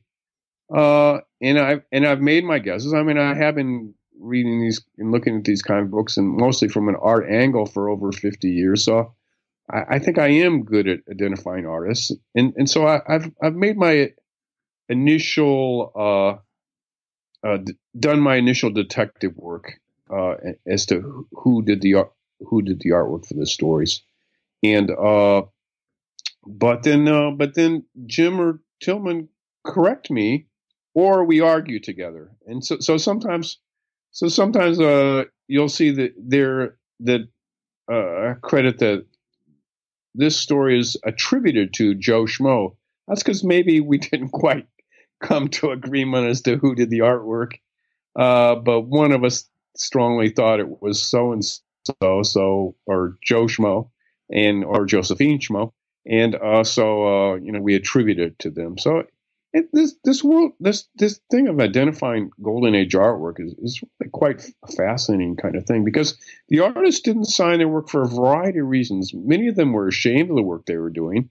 They really wanted to do work for the slicks, in other words, slick magazines like Saturday Evening Post, that kind of thing. And they were worried that if it was found out they were doing for these lowbrow, reviled comic books, that they wouldn't get any higher class work. Other times, the publishers didn't want them to sign their work, because if they were good, they didn't want their competitors reading the names of the artists where they might track them down and, and steal them away. And so it's for those and other reasons, much of the work, I wonder what percentage is. I would say well over half maybe of the stories are not signed, or they might even be signed by Will Eisner, but Andre LeBlanc actually drew that story, under the supervision of Will Eisner or something like that, So it's interesting trying to figure out who actually did this work. But there's a few guys. I think I'm pretty good, but there's guys that are better, and we're happy that they kindly and generously help us out and figure out who did what, who penciled and who inked. Knowing who wrote the story is almost impossible. The writers were if there's any kind of name on them all, it's just some kind of house name, but usually there's no name at all for any kind of writing credits. And so there's a few guys that, like John Stanley, who did Lulu. You can tell also when he's drawing, when he's writing Duncan Lou or I think he actually wrote some of the Peanuts comic books that when Dell did original Peanut stories. I think Stanley wrote some of those. So you can tell he has particular ticks and quirks that find his way in the story. So you can tell his stories, but just who wrote some of these horror stories or super weird hero stories or weird love stories, we'll probably sadly never know. Now, another work of yours from this past year I wanted to talk with you about for a bit is Super Patriotic Heroes, which came out, I think, in August, so a little after July 4th, as you'd mentioned. But I got the sense, and I think this is in your introduction, that this collection was a long time in coming. Well, yeah, I've been thinking about it a long time, but actually the Super Weird Heroes and just the more known superheroes, they're some of the harder books to put together as far as finding collectors who are willing to scan the books, because of how crazy the world is for superheroes right now. The superhero books are the most valuable ones. And so people are very reluctant to put those comics in a scanner because, if a little chip falls off the corner of one of the interior pages, it might downgrade the value of that particular comic. So I am sympathetic to that. So we're happiest when people collect stuff mostly for reading and having, rather than sealing in plastic tombs to impress their banker friends or something like that, So, but the superhero comics are hard to find, and even the patriotic ones are also hard to find. Finding collectors willing to scan those. But in working on the Super Weird Heroes, I had amassed enough old superhero comic books that within those books where there was a super weird hero, there was also often during the World War II, a patriotic hero clad in red, white, and blue, looking like a flag draped Avenger. So while I was scanning Super Weird Heroes, I was also in buying some ratty copies to do so, and borrowing comics from friends of mine. I was also scanning the patriotic ones till I got enough finally for a whole book of them, because I knew that would be a popular subject. Obviously, Captain America is a popular hero now, and though he wasn't the first super patriotic hero, as we explain in the introduction, he was actually a knockoff of the Shield. Mm-hmm. A shameless knockoff in some sense. I guess not totally shameful, because he was, after all, he was patriotic, but down to the flag look and the red, white, and blue, and and fighting the villains he fought. He was definitely a Me Too superhero who was patterned after the Shield, which was a character by Archie that appeared in Archie comics. But once Archie appeared in some of these superhero comic books as a feature in the back for some humorous relief, but then eventually took over the whole company, where the company MLJ was eventually named Archie Publications, and they pretty much forgot about their superheroes and focused on the teenage shenanigans of the kids from Riverdale. But before that was their total focus, they did have a bunch of heroes: Hangman and Madam Satan and the Shield, the first patriotic superhero. So we have a Shield story in there, courtesy of the Archie Publishing Company, who were great friends of ours, and then a bunch of other red, white, and blue Q the Star Spangled Banner type heroes. Yeah, you mentioned the introduction to Super Patriotic Heroes, which I particularly liked, and Sturge did want to mention that he really likes what you do in the introduction. And both of us tend to gravitate toward your listing in this introduction. So, for instance, not that you include selections from all of these heroes, but you give a list of the various names that the patriotic heroes have gone by in comics history. Just with the name Captain, in addition to, of course, the very popular Captain America, you also run down such names as Captain Flag, Captain Freedom, Captain Glory, Captain Battle Jr., Captain Commando, Captain V, Captain Courageous, Captain Patriot, Captain USA, Captain Valor, Captain Yank, Captain Red Cross, Captain Fight, and Captain Victory. And then, I guess, other military named heroes that are patriotic: Major Triumph, American General, and then General Glory. And then you go on from there. You talk about the number of heroes that had Flag in their names, who had Victory in their names, and then and Yank as well. But then there is a list of the various female patriotic heroes, such as Pat Patriot, Yankee Girl, Victory Girl, Miss Liberty, Lady Liberty, Liberty Bell, the Liberty Bells, Miss America, the Spirit of Old Glory. And it just goes on. And not only did that really impress us in terms of, your sheer listing of all of these names, but it was also amazing that there were this many heroes around the time of the Second World War. I mean, I knew that superheroes fighting the Nazis proliferated, obviously, during this time, but I wasn't aware of this many. And you just, as you point out, you're just scratching the surface here. Yeah, it really is kind of mind-blowing. I mean, I guess a kid reading comics would think that the military was made up of all officers. They're all captains. There's no privates or anything like that. It really was.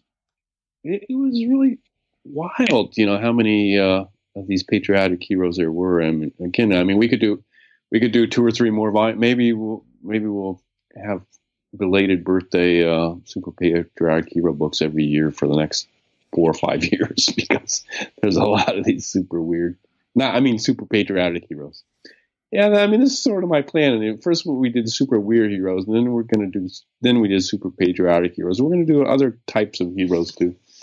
But yeah, there was a lot of red, white, and blue. You gotta salute the comic book industry for getting behind the war effort. That's for sure.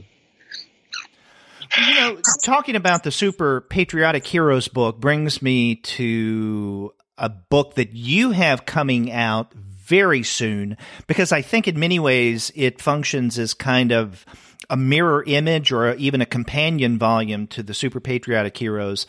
And that's your collection that will be coming out in January, the Unknown Anti-War Comics.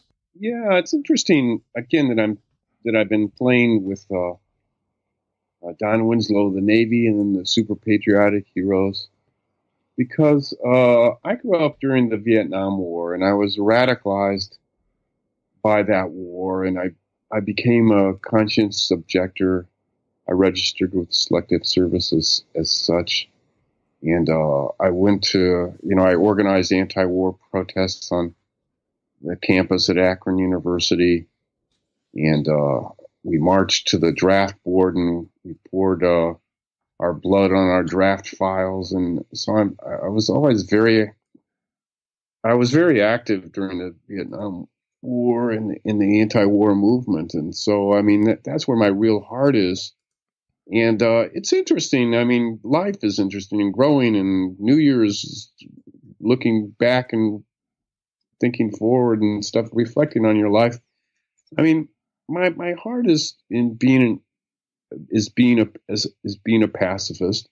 As an adult, I realize, in the 60s as a teenager, I just felt like that's the right thing to do, and I was very idealistic, and I felt that's how the world should be. And adults would tell me I was overly idealistic and it was unrealistic, and I need to get a life. And so now I'm an adult. I mean, I'm in my I'm not living in the 60s. I'm in my late 60s. So and so I myself now think like, gee, Craig, you're naive. You're hopelessly idealistic. You're a hippy dippy flower child, and it doesn't seem like it has anything to do with the real world. But I like it, and I believe in it, and it's where my heart really lies. In that I think we should beat our swords into plowshares, and so this book is kind of the other books are sort of historical, and I think they're important and they're fun in their own way. But this book is I take more seriously the unknown anti-war comics, and it's where my beliefs really lie. Not always. When I became a pacifist and worked with different people who advised me in working with the draft board and registering as a conscious objector. One person told me that, you have these beliefs, but, you when you registered as a conscious objector, you had to be prepared with some answers. Well, what if, Nazis broke down your door and started, killing your family? What would you do? And you hope that you could come up with some kind of creative, spur of the moment response to an action like that, that's violating your family. But you don't know if you'll always be able to follow your beliefs. We all have beliefs that we try to hold ourselves to, but we don't always follow them. And that's not an excuse not to. But you never quite know what you're going to do in a situation. I don't know why I'm getting so philosophical right now, but I guess it's my age and New Year's Eve. So anyway, I did do this book, The Anti-War Comics, and this is where my heart really is. And I like to make anti-war statements.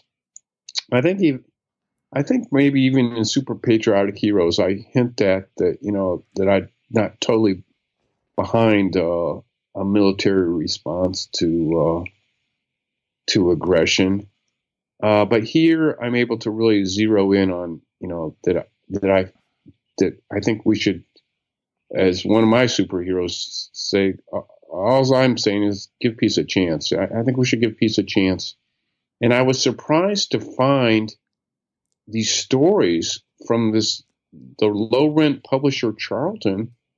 A bevy of stories that had the same kind of idealism, the same kind of anti-war feeling, the same kind of, beat swords into plowshares type of message.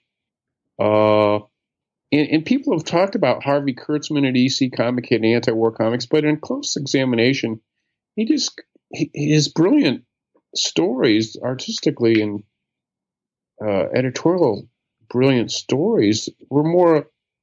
The message was that war is hell and war is grim, but he came down to that it's a necessary evil. But these stories that are in Charlton Comics that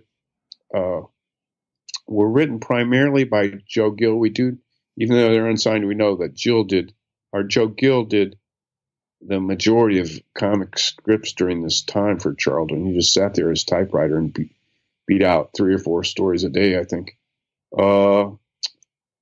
We know that, we can see that they're actually, I think they were in response to the Cold War, where people were scared of the bomb and annihilation for the whole world, So he definitely has these stories against the bomb, against aggression, against war, against invasion. So I was thrilled to find these, and then to find that the biggest artist in the book is Steve Ditko, who teamed up with Gill to do the majority of these stories. It's like this great writer and this great artist telling stories that in line with my hippy dippy peacenik flower child philosophy. I was just startled and thrilled to find them and put them together in a book.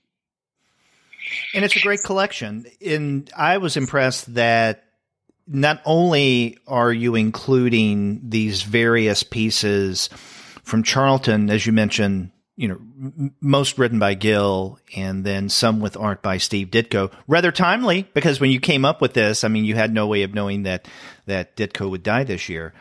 But you also have an original comic as an introduction from Nate Powell, and then Noel Paul Stuckey of Peter, Paul, and Mary does the foreword. Yes. No, this is an important book. Is it going to change? Is it going to be one of our bestsellers? I don't think necessarily so. Is it going to change the world? I'm hopelessly idealistic if I believe that, but I think it's an important book because it does address things that are going on in the world at this time. It does it in a powerful, creative way, and it does make a strong statement. Obviously, all the stories are very clever and creative and entertaining, but obviously there's a strong message behind them. So I like that as a former speaker at the anti-war rallies and a former Christian minister who gave sermons 3 or 4 times a week. I kind of like delivering heartfelt messages and this book are those from cover to cover, like you said, starting right from the introductions to have Nate Powell, who was the glorious artist on the March books about civil rights, actually draw a comic to introduce the Unknown Anti-War comics. Was a great honor, and then a guy who and his friends who influenced me so much during the anti-war movement, Paul Stuckey of Peter, Paul, and Mary. To have Noel, write this very moving introduction was, it was just perfect for me. I think it makes it such a grand, glorious, again, important book. Whether or not the world recognizes its importance, for me, it's personally very important, and it's a book I'm immensely proud of. Really proud to have done. Did you say just a second ago that you're a former minister? I pastored a church for a handful of years. Yes. I did not know that. If you had told me that, I guess I forgot. Wow. So this is the same guy who now is doing the little penis books. Well, Christians have penises. Many of them little. So another person involved in this, by the way, was Jody Williams. Her involvement was smaller than than Nate or Noel, but I was proud that Jody Williams, a Nobel Peace Prize winner, gave us a quote for the cover of the book. Oh, that's right. He says, "It's powerful and timely." And the timeliness it's a little scary. I mean, one of the first stories that we put in the book is about these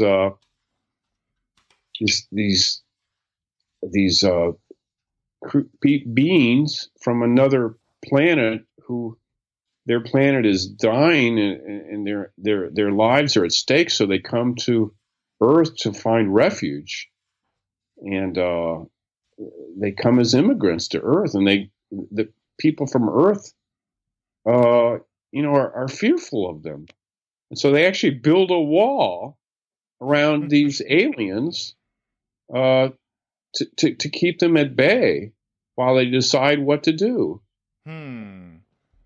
Sound familiar? It does, doesn't it?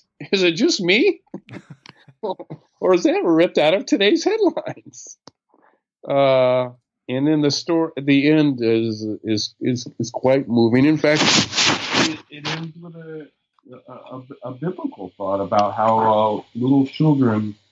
We won't give away the whole ending, but the story ends with a biblical thought about how little children will lead them and provide the example as to how we should treat foreigners or people coming to us for help. So I was thrilled to find. Thrilled. I mean, it's weird. I mean, I'm excited. Yet, I mean, it's a little strange to find a story that just seems like it could have been written and drawn today, and speak to powers today about what should be our response for people that come to our world looking for help and assistance. So the Unknown Anti-War comics will come out in early January. Let me mention, and we can even talk and you can tease about some of your upcoming releases that we can look forward to in the new year. Also in January is going to be, at least according to Amazon, your 7th volume of the Haunted Horror Collection, and this one's called Cry from the Coffin. And then you have one, and I'm really looking forward to this one in February, one that you work on with Mitch Maglio, whom I had on the show about a year and a half ago for his Fiction House comics, Jungle Girls. And in fact, I think he even told me at the time that he was working on a book for you about the Jungle Girl genre. So that's going to be coming out in February. And then we have the aforementioned Swamp Monsters collection coming out in March. Also in March, I guess, is your next original graphic novel, and this is Clyde by Jim Benton. And then I think another graphic novel, this one by Robert Grossman, coming out in April, Life on the Moon, and the art on that looks absolutely fascinating. And then in May, you have a book, Matchless Beauties, The Art of Pinup Matchbook Covers. Yeah. Boy, talk about niches. Yeah, that is a niche, isn't it? Well, yeah, I mean, we got some exciting stuff coming out. I think that the Unknown Anti-War comic book is going to come out in mere days. And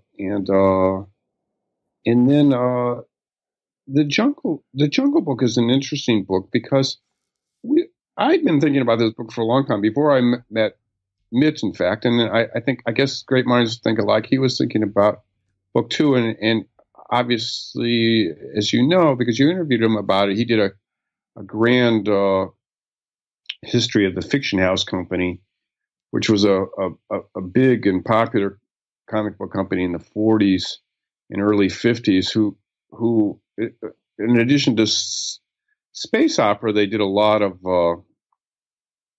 jungle comics with their star character and other characters, but their star character was Sheena, Queen of the Jungle. Mm-hmm. And in fact, they had a jungle-oriented character, Phantoma, which was the first female superhero in comic books. And the subject of your first volume of Super Weird Heroes. Yes, we actually published a whole story of Phantoma from the original artwork. Very, very rare artwork from my collection. Fletcher Hanks, who was a weirdo himself, did Phantoma, the first comic book super heroine. So she wasn't as popular as Sheena, though, but Sheena kind of set the standard and the look for a character created by Will Eisner and Mort Meskin and Bob Powell, early artists on her. And, she wore this leopard type bathing suit and swung on vines. I mean, essentially she was a female Tarzan. And looked darn good doing it. But with that kind of salacious comment, I want to say, like, to publish this book of Jungle Girls after the Me Too movement, it made us a little nervous because the Jungle Girls were a lot about the male gaze, over sexualized women, and then I'm quick to add too that they had an element that could be criticized for its racism, because like Tarzan, I mean, he was like a white god, and Chino's a white goddess coming to rescue and champion and being the queen of black people in Africa. So it had some real cultural issues that, again, are right in the headlines and topics of at the water cooler these days, and so I thought we needed to address that.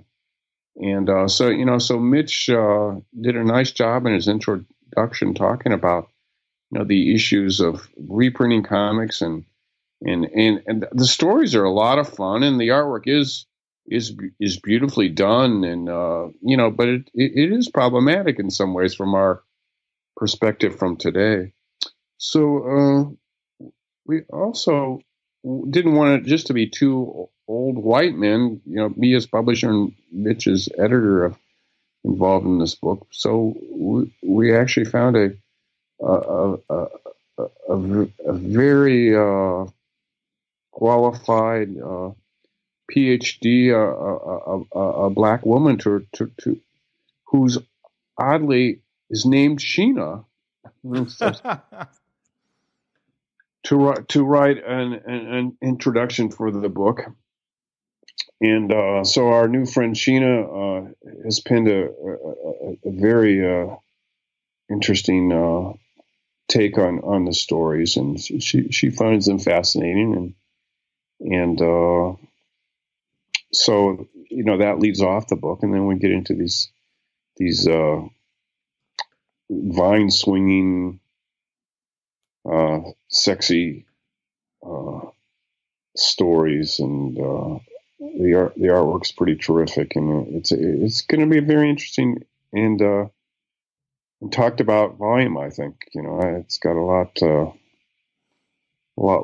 of things to think about and talk about and look at. Maybe we can have Mitch back on the show in February when the book comes out. You should have both Mitch and Sheena. I think it'd be very interesting. That's an idea. Yeah. I also want to ask you for a little more information about these graphic novels that you're really getting into now, Benton's Clyde and then Grossman's Life on the Moon. Jim's been a long time friend of mine. He's, I've known and worked for creative people like Jim Henson, and I've worked with the Walt Disney Company, Nickelodeon, and the stellar people there. They're so creative in the beginnings of that channel.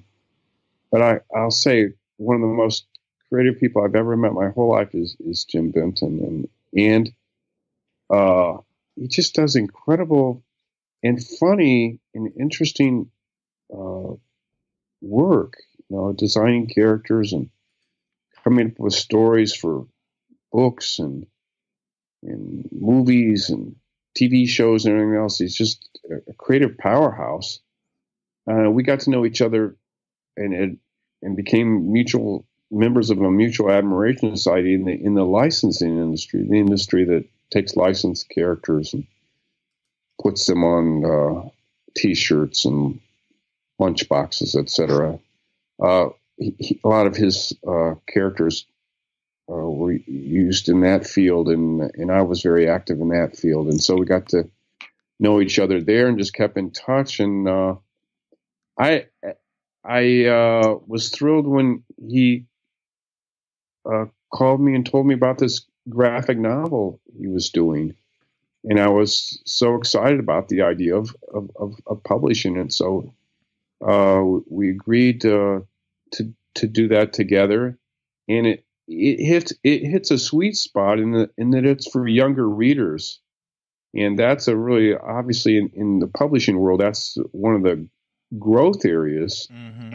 Is in the style of Diary of a Wimpy Kid, and I quickly add Captain Underpants and Dogman because we actually got a terrific quote from Dave Pilkey, the creator of Captain Underpants and Dogman, for the cover of Jim's book. And Clyde is this kind of anti-hero, strange, wonderful character that kids and parents who have the responsibility to read to their kids and order books for their school libraries, et cetera, are going to love. Clyde is this kind of anti-hero that a lot of people are going to really identify with and be delighted by. And Jim has done this full color graphic novel that we don't know if Clyde's going to be as popular as Dogman, but Dogman's creator thinks it's pretty wonderful stuff. So we have quite high hopes for that book. Mm. And tell me about Life on the Moon. And I know that Grossman passed earlier this year in 2018. Was this a project that was in the works before his death? Gosh, I guess for an early demise, you should have books that are associated with Yoe Books. I mean, we lost Steve. Stan Lee did the introduction to We Spoke Out, and Robert, shortly before his passing, contacted me and said he has been working on this graphic novel for many years, and he wants me to publish it. And I was just... So he reached out to you? Yeah, I was just... he reached out to me on Facebook. And I was shocked, because I certainly was aware of and a big fan of his work. I mean, he did the airplane poster and... Mm-hmm. Yeah, the famous image. Yeah, the famous image of the airplane tied in a knot, and he did, covers, multitudes of covers for Time magazine and National Lampoon, and he's a god in the world of art and illustration, and so for him to reach out to me and Yoe Books was just a tremendous honor, but shockaroo. So I quickly made a lunch date with him and went down to the village and over some village fair. We ate and drank and agreed to do this book, and he showed me the completed manuscript that he had been working on for many years, and it looked brilliant. I mean, his artwork, we all know him as a great illustrator, and the stuff is just it's some of the most scrumptiously drawn artwork you're ever gonna feast your eyeballs on. But I didn't know whether it was going to be a good read. So after lunch and saying our goodbyes and talking about mutual friends like Harvey Kurtzman and people we had known in common, I quickly got in my car, came back, and immediately dived in. And it turns out he's a brilliant novelist.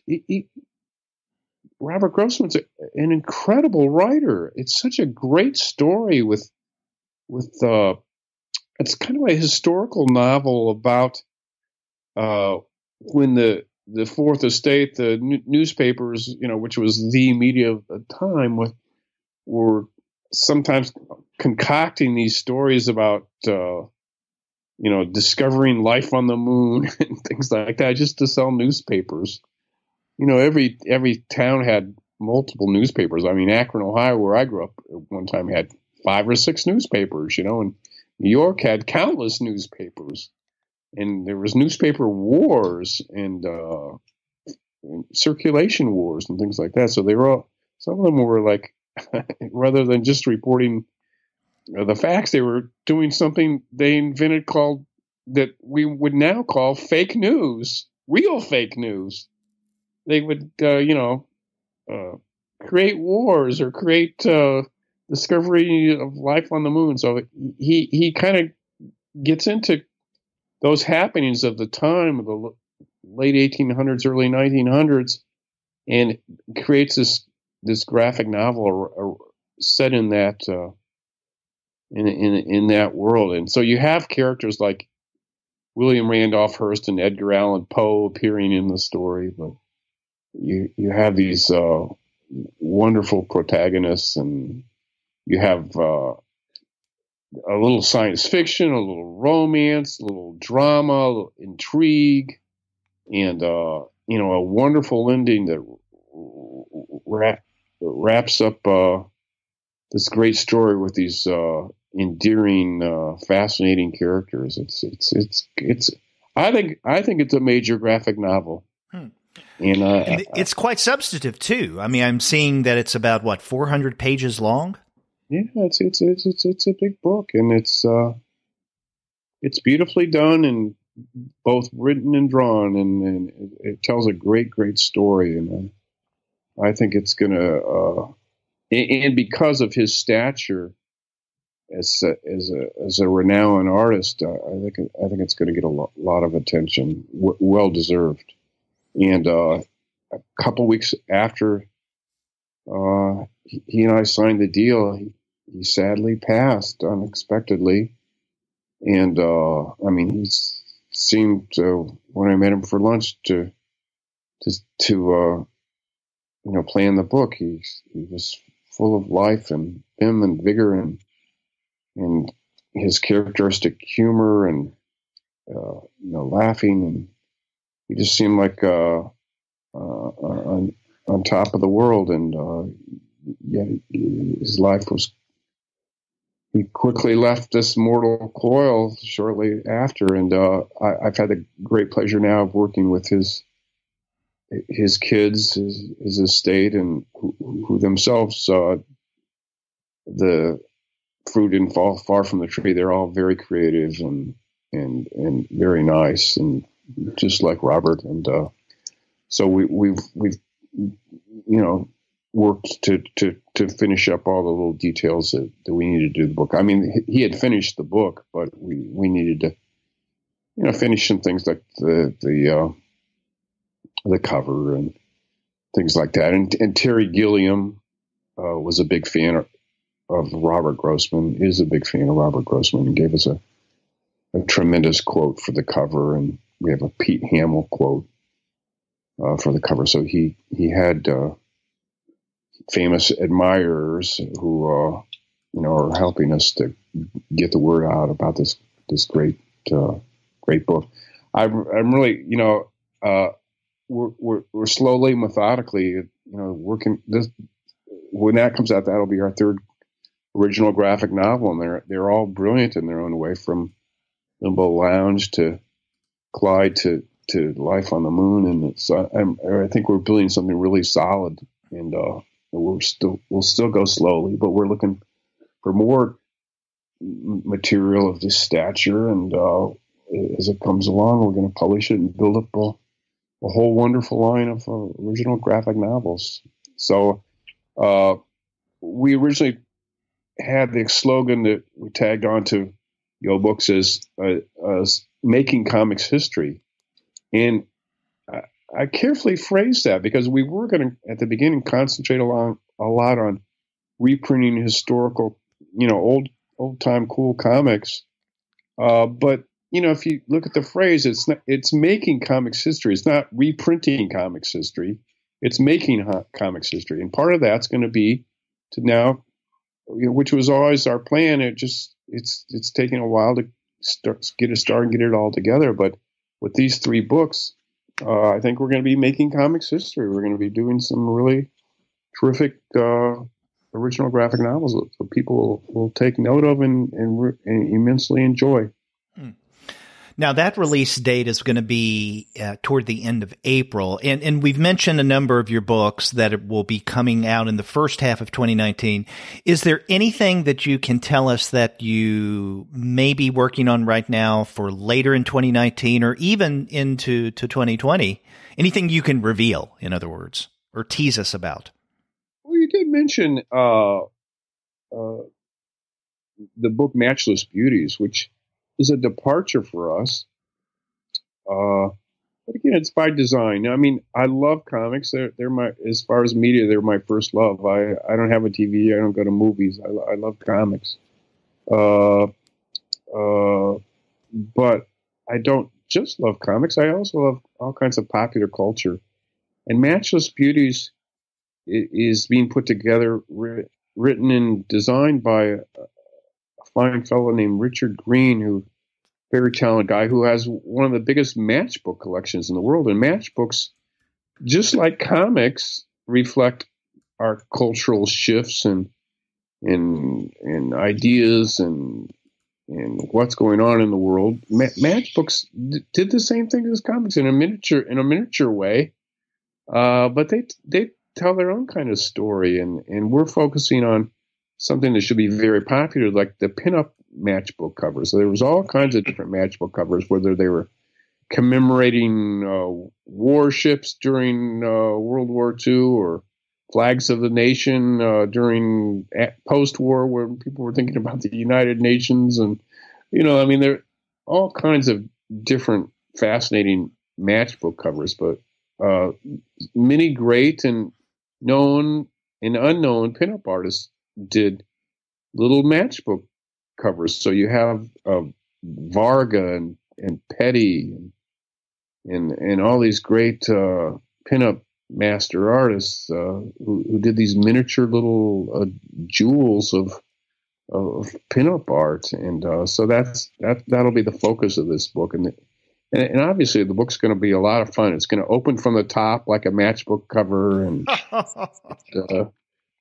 so it's going to be a hoot, and people who like pinup art, people who like popular culture, and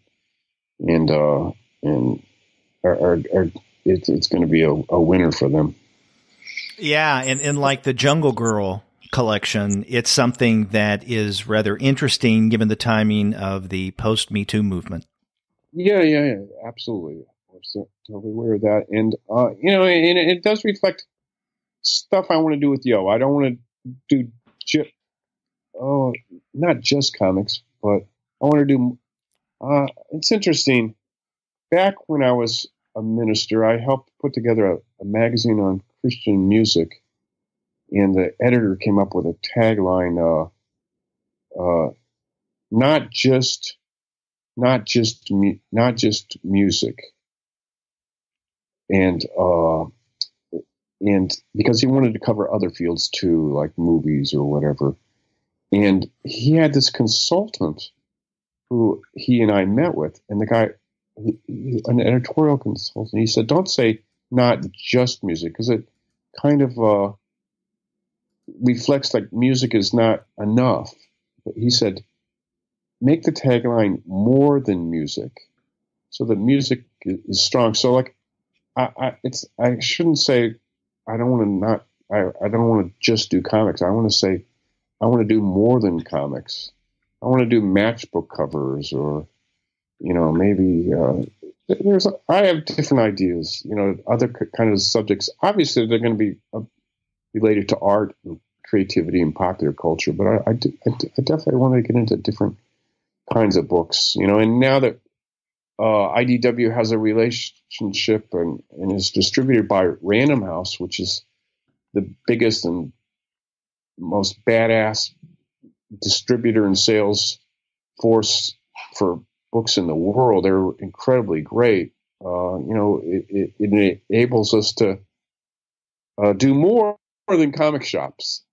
We love the comic shops, and that'll always be our first base of operation. But a Random House is also able to get us into bookstores and all kinds of other channels. And so it's going to be good for everybody, because we'll be able to do all kinds of different kinds of books. The books will have a stronger base and more robust sales. And so it'll be good for comic shops and bookstores and other places. You might find books. And so it broadens our field. We're able to get into different kinds of subjects. Well, how's Clizia doing? Oh, Clizia is splendid. She's she like me. She really enjoys our work we do together, and we're having these are the good old days as far as we're raising young kids. Gracie's 5, Griffin's 8, so they're a delight. We go to museums. Kids read lots of comic books and also play lots of video games, and they're teaching me how to use the computer. I just got an iPad Pro and with the Procreate app, and so I can start drawing on the computer. And Griffin is making great strides. He's now the editor of one of our books, the Ditko Monsters Gorgo versus Congo book, and he's also teaching his old man how to draw on the computer. And he's my he's my valued consultant. I call him my coach. I get into a jam, don't know what to do here or there on the iPad.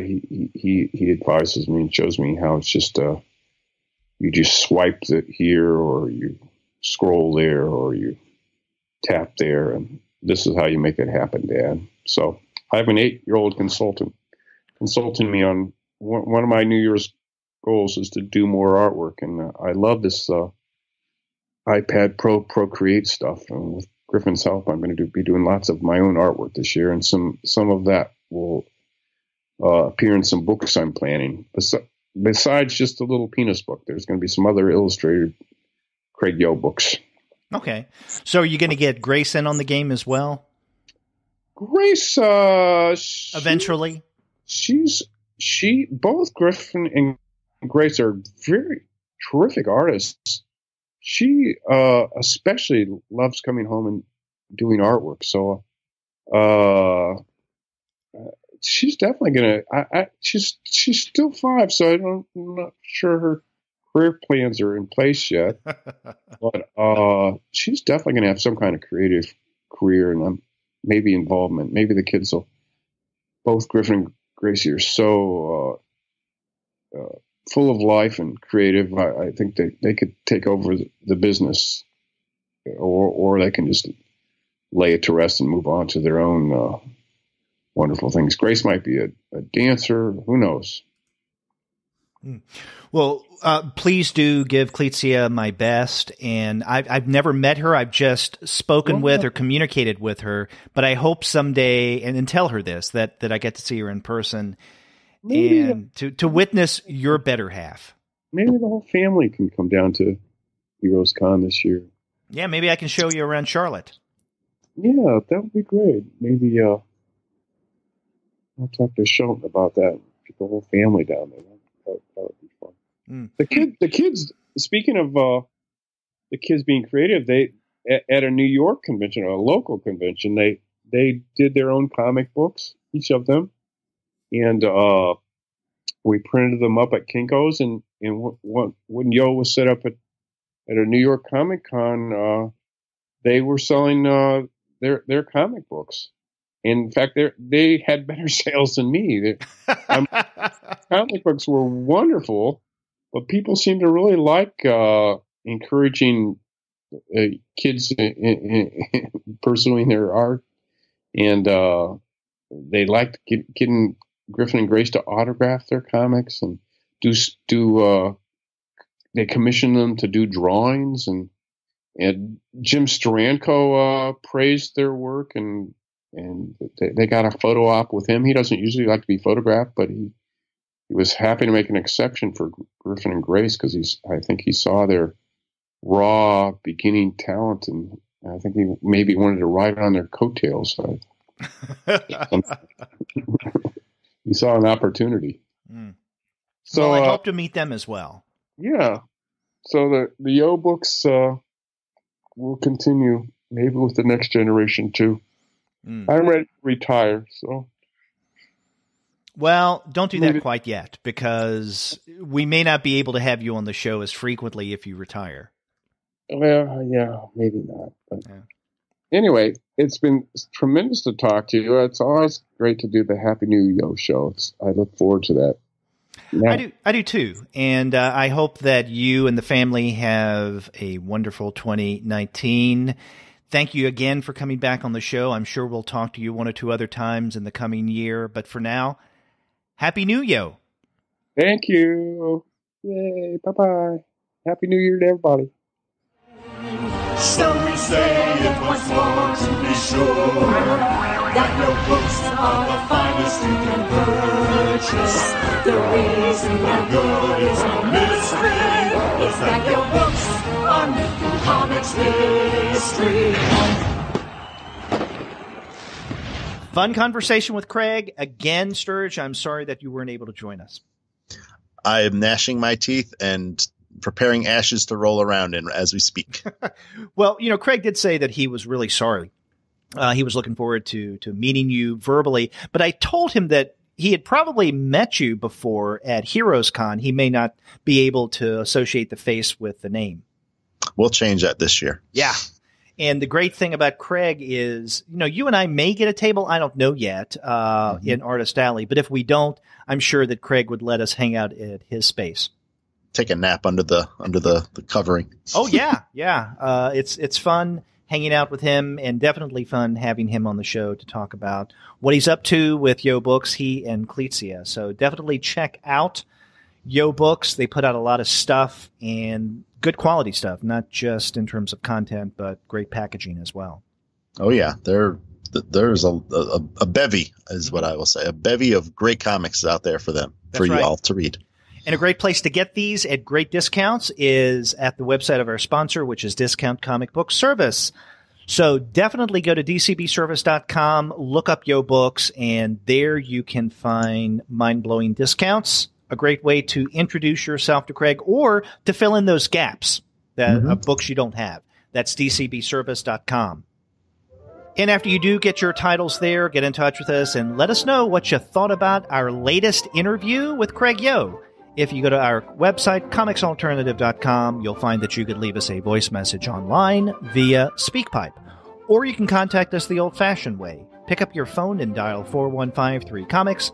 That's 415-326-6427. That's right. Or if email is your thing, you can email us at 2guys@comicsalternative.com. Or if you just want to email me, I'm Sturge at comicsalternative.com. Or you can email me at Derek@comicsalternative.com. You can also find us on such social media platforms as Twitter, Facebook, Tumblr, Instagram, Google+, Goodreads, Pinterest, YouTube, Slack, and Discord. You can subscribe to the podcast through Apple Podcasts. You can stream us on Stitcher. And you can also find us on Spotify, on TuneIn, on iHeartRadio, and on Google Podcasts. But you can find every single one of our podcast episodes, as well as the reviews and comics-related commentary that we post on our blog, simply by going to our website, comicsalternative.com. We are everywhere. Come see us. That's right. And, we do have more interviews lined up over the next couple of months, maybe too many. So be sure to check back for those because they're going to be fun. Like our fun interview or my fun interview with Craig. Go listen to it again. That's it's right. that much fun. It's that much fun. And you can also hear the questions that Sturge asked in absentia. That's right. And I wasn't even there. I think that's what in absentia means. That's my high school Latin is failing me. Duh. Yeah, but you're good in Greek. That's right. Da-dumts. Okay. And with that, we will leave you with a goodbye. Again, Happy New Yoe. And until next time, I'm Derek. And I'm Sturge. Take care. Yasu. I'll say in Greek.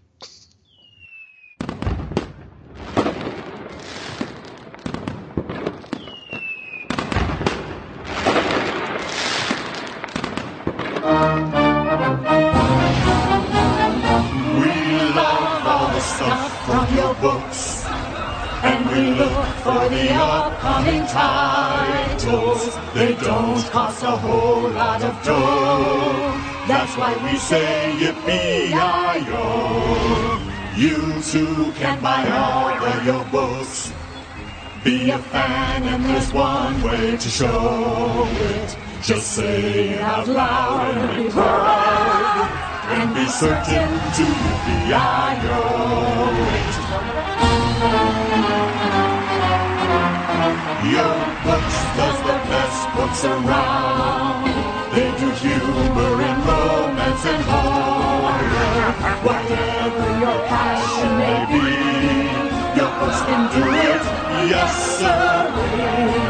So we say it once more to be sure that Yoe Books are the finest you can purchase.